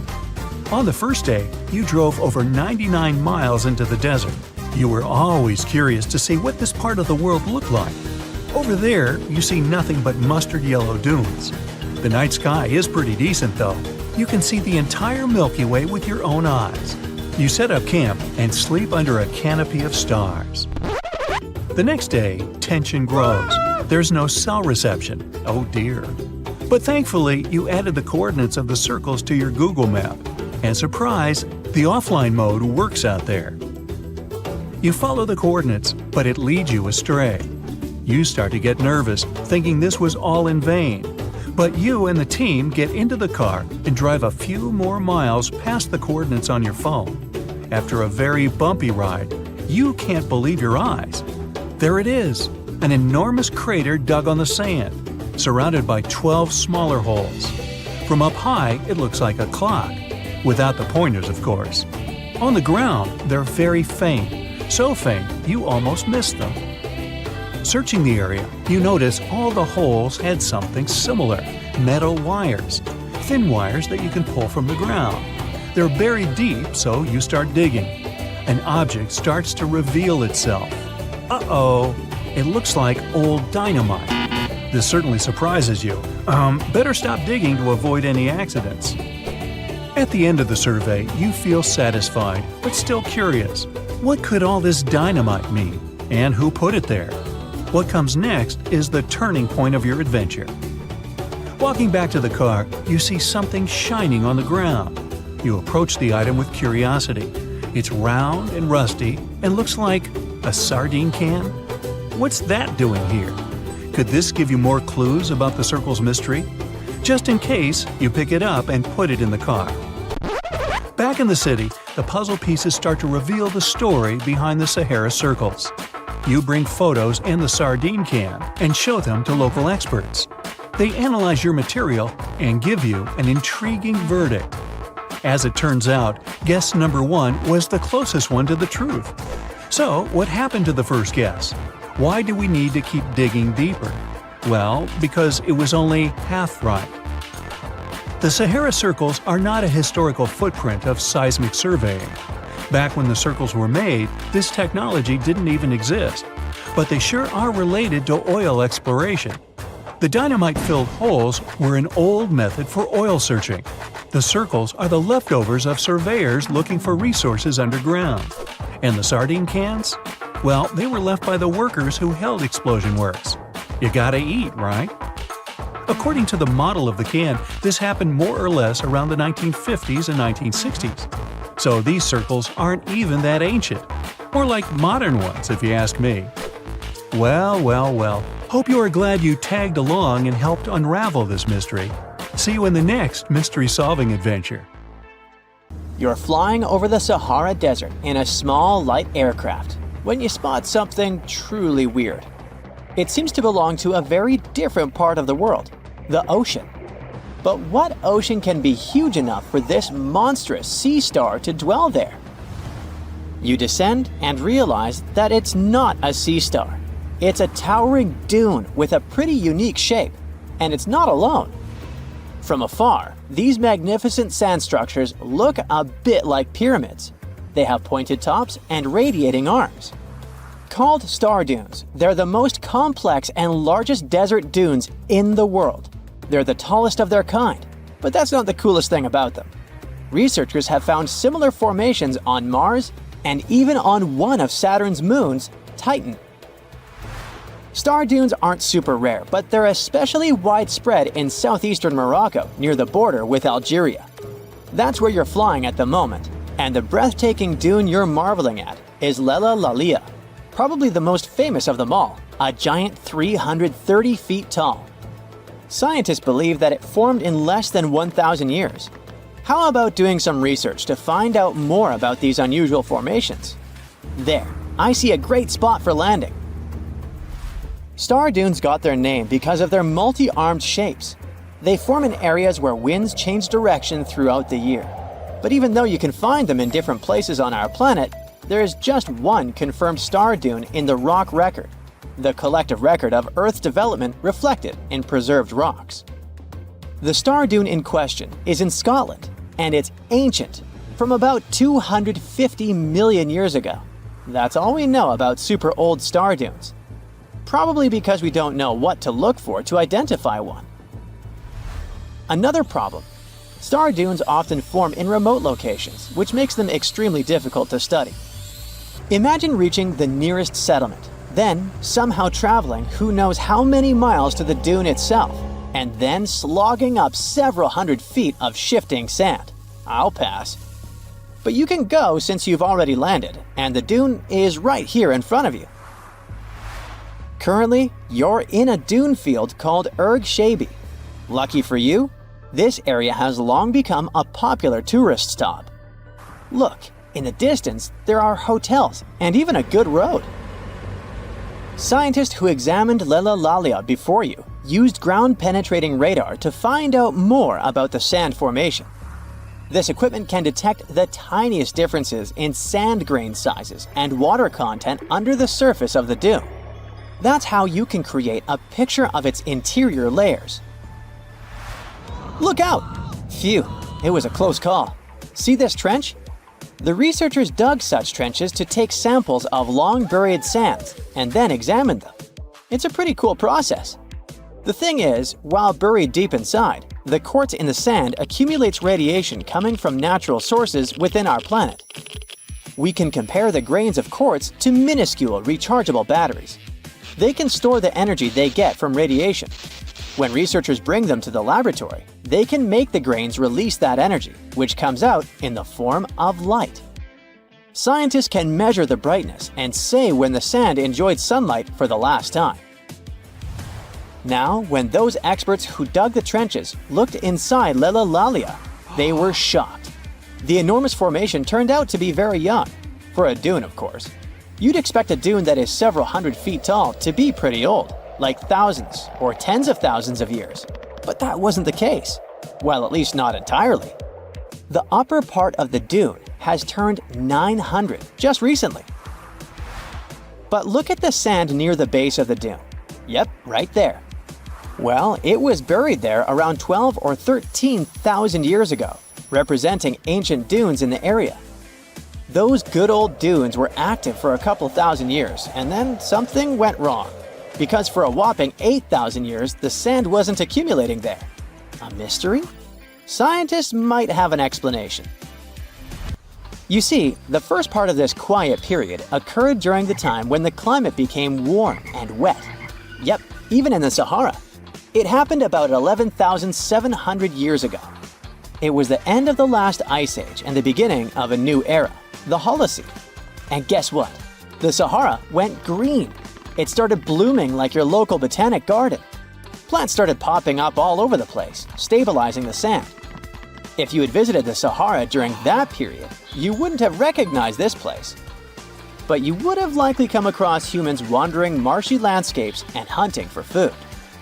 Researchers have found pottery fragments and stone tools on one side of Lella Lalia. That's true. As sand dunes form and then shift throughout their lives, they swallow and protect ancient remnants of life. Just dig well enough and you might find something that will provide you with a window into the past. It can be ancient fossils, anything from fossilized shells and corals to prehistoric plants. Those can offer precious insights into the history of our planet and the living beings once inhabiting certain regions.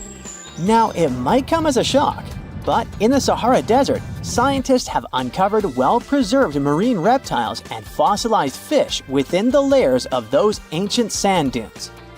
They are the remains from the time when the Sahara was covered with a sea millions of years ago. Anyway, it's time to leave that ancient paradise if you want to survive. 4,000 years ago, the wet period came to an end, and the Sahara dried out again. Interestingly, our dune didn't begin building up right away. For some time, sand probably blew through but didn't accumulate. Or the dune could have started growing in a different location. And it's a valid theory since scientists have discovered recently that Lelolalia shifts around 1.6 feet every year. It also accumulates about 6,400 tons of sand every year. Now, if you've been inspired by your dune trip and are now eager to explore more of them, I've got some unpleasant news for you. Unfortunately, although there might be star dunes locked in sandstones around the globe, they're super tricky to detect. The problem is, dunes are huge, but they lack a single distinguishing feature.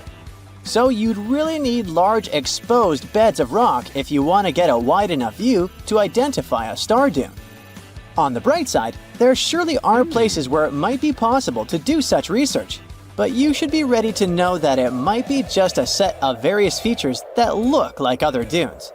But if you combine them, you'll say, it's likely to be a star dune. Comment below if you'd like to go on a trip in search of a star dune. Meanwhile, we'll continue our journey. You decide to have some rest and start climbing down the side of the dune. That's when you begin hearing it. Terrible, haunting sounds. Are there ghosts nearby? Worry not, you're safe. You might have heard of a phenomenon called singing sands. As you walk down some sandy slopes, you disturb the grains of sand. They rub against each other, producing friction that creates those eerie melodies. With each step, the sand beneath your feet comes alive in a ghostly choir of whistles and whispers. The sounds range from low hums to loud, high-pitched wails, as if an otherworldly symphony is echoing through the dunes. But of course, scientists have their own very practical explanation, attributing this phenomenon to the right atmospheric conditions combined with the unique size, shape, and moisture content of the grains. Now you've almost made it all the way to the bottom of the dune, but beware of slip faces. When a sand dune reaches a certain steepness, it develops a slope. That's the very slip face I was talking about. This slope is usually on the leeward side of the dune and sheltered from the prevailing wind. Sand grains start accumulating on the windward side, slowly creeping along the dune's gentle slope. At one point, they reach the top. Gravity takes over and they start sliding down, triggering a cascading effect. It looks like a miniature sand avalanche, and I wouldn't want to end up in its way.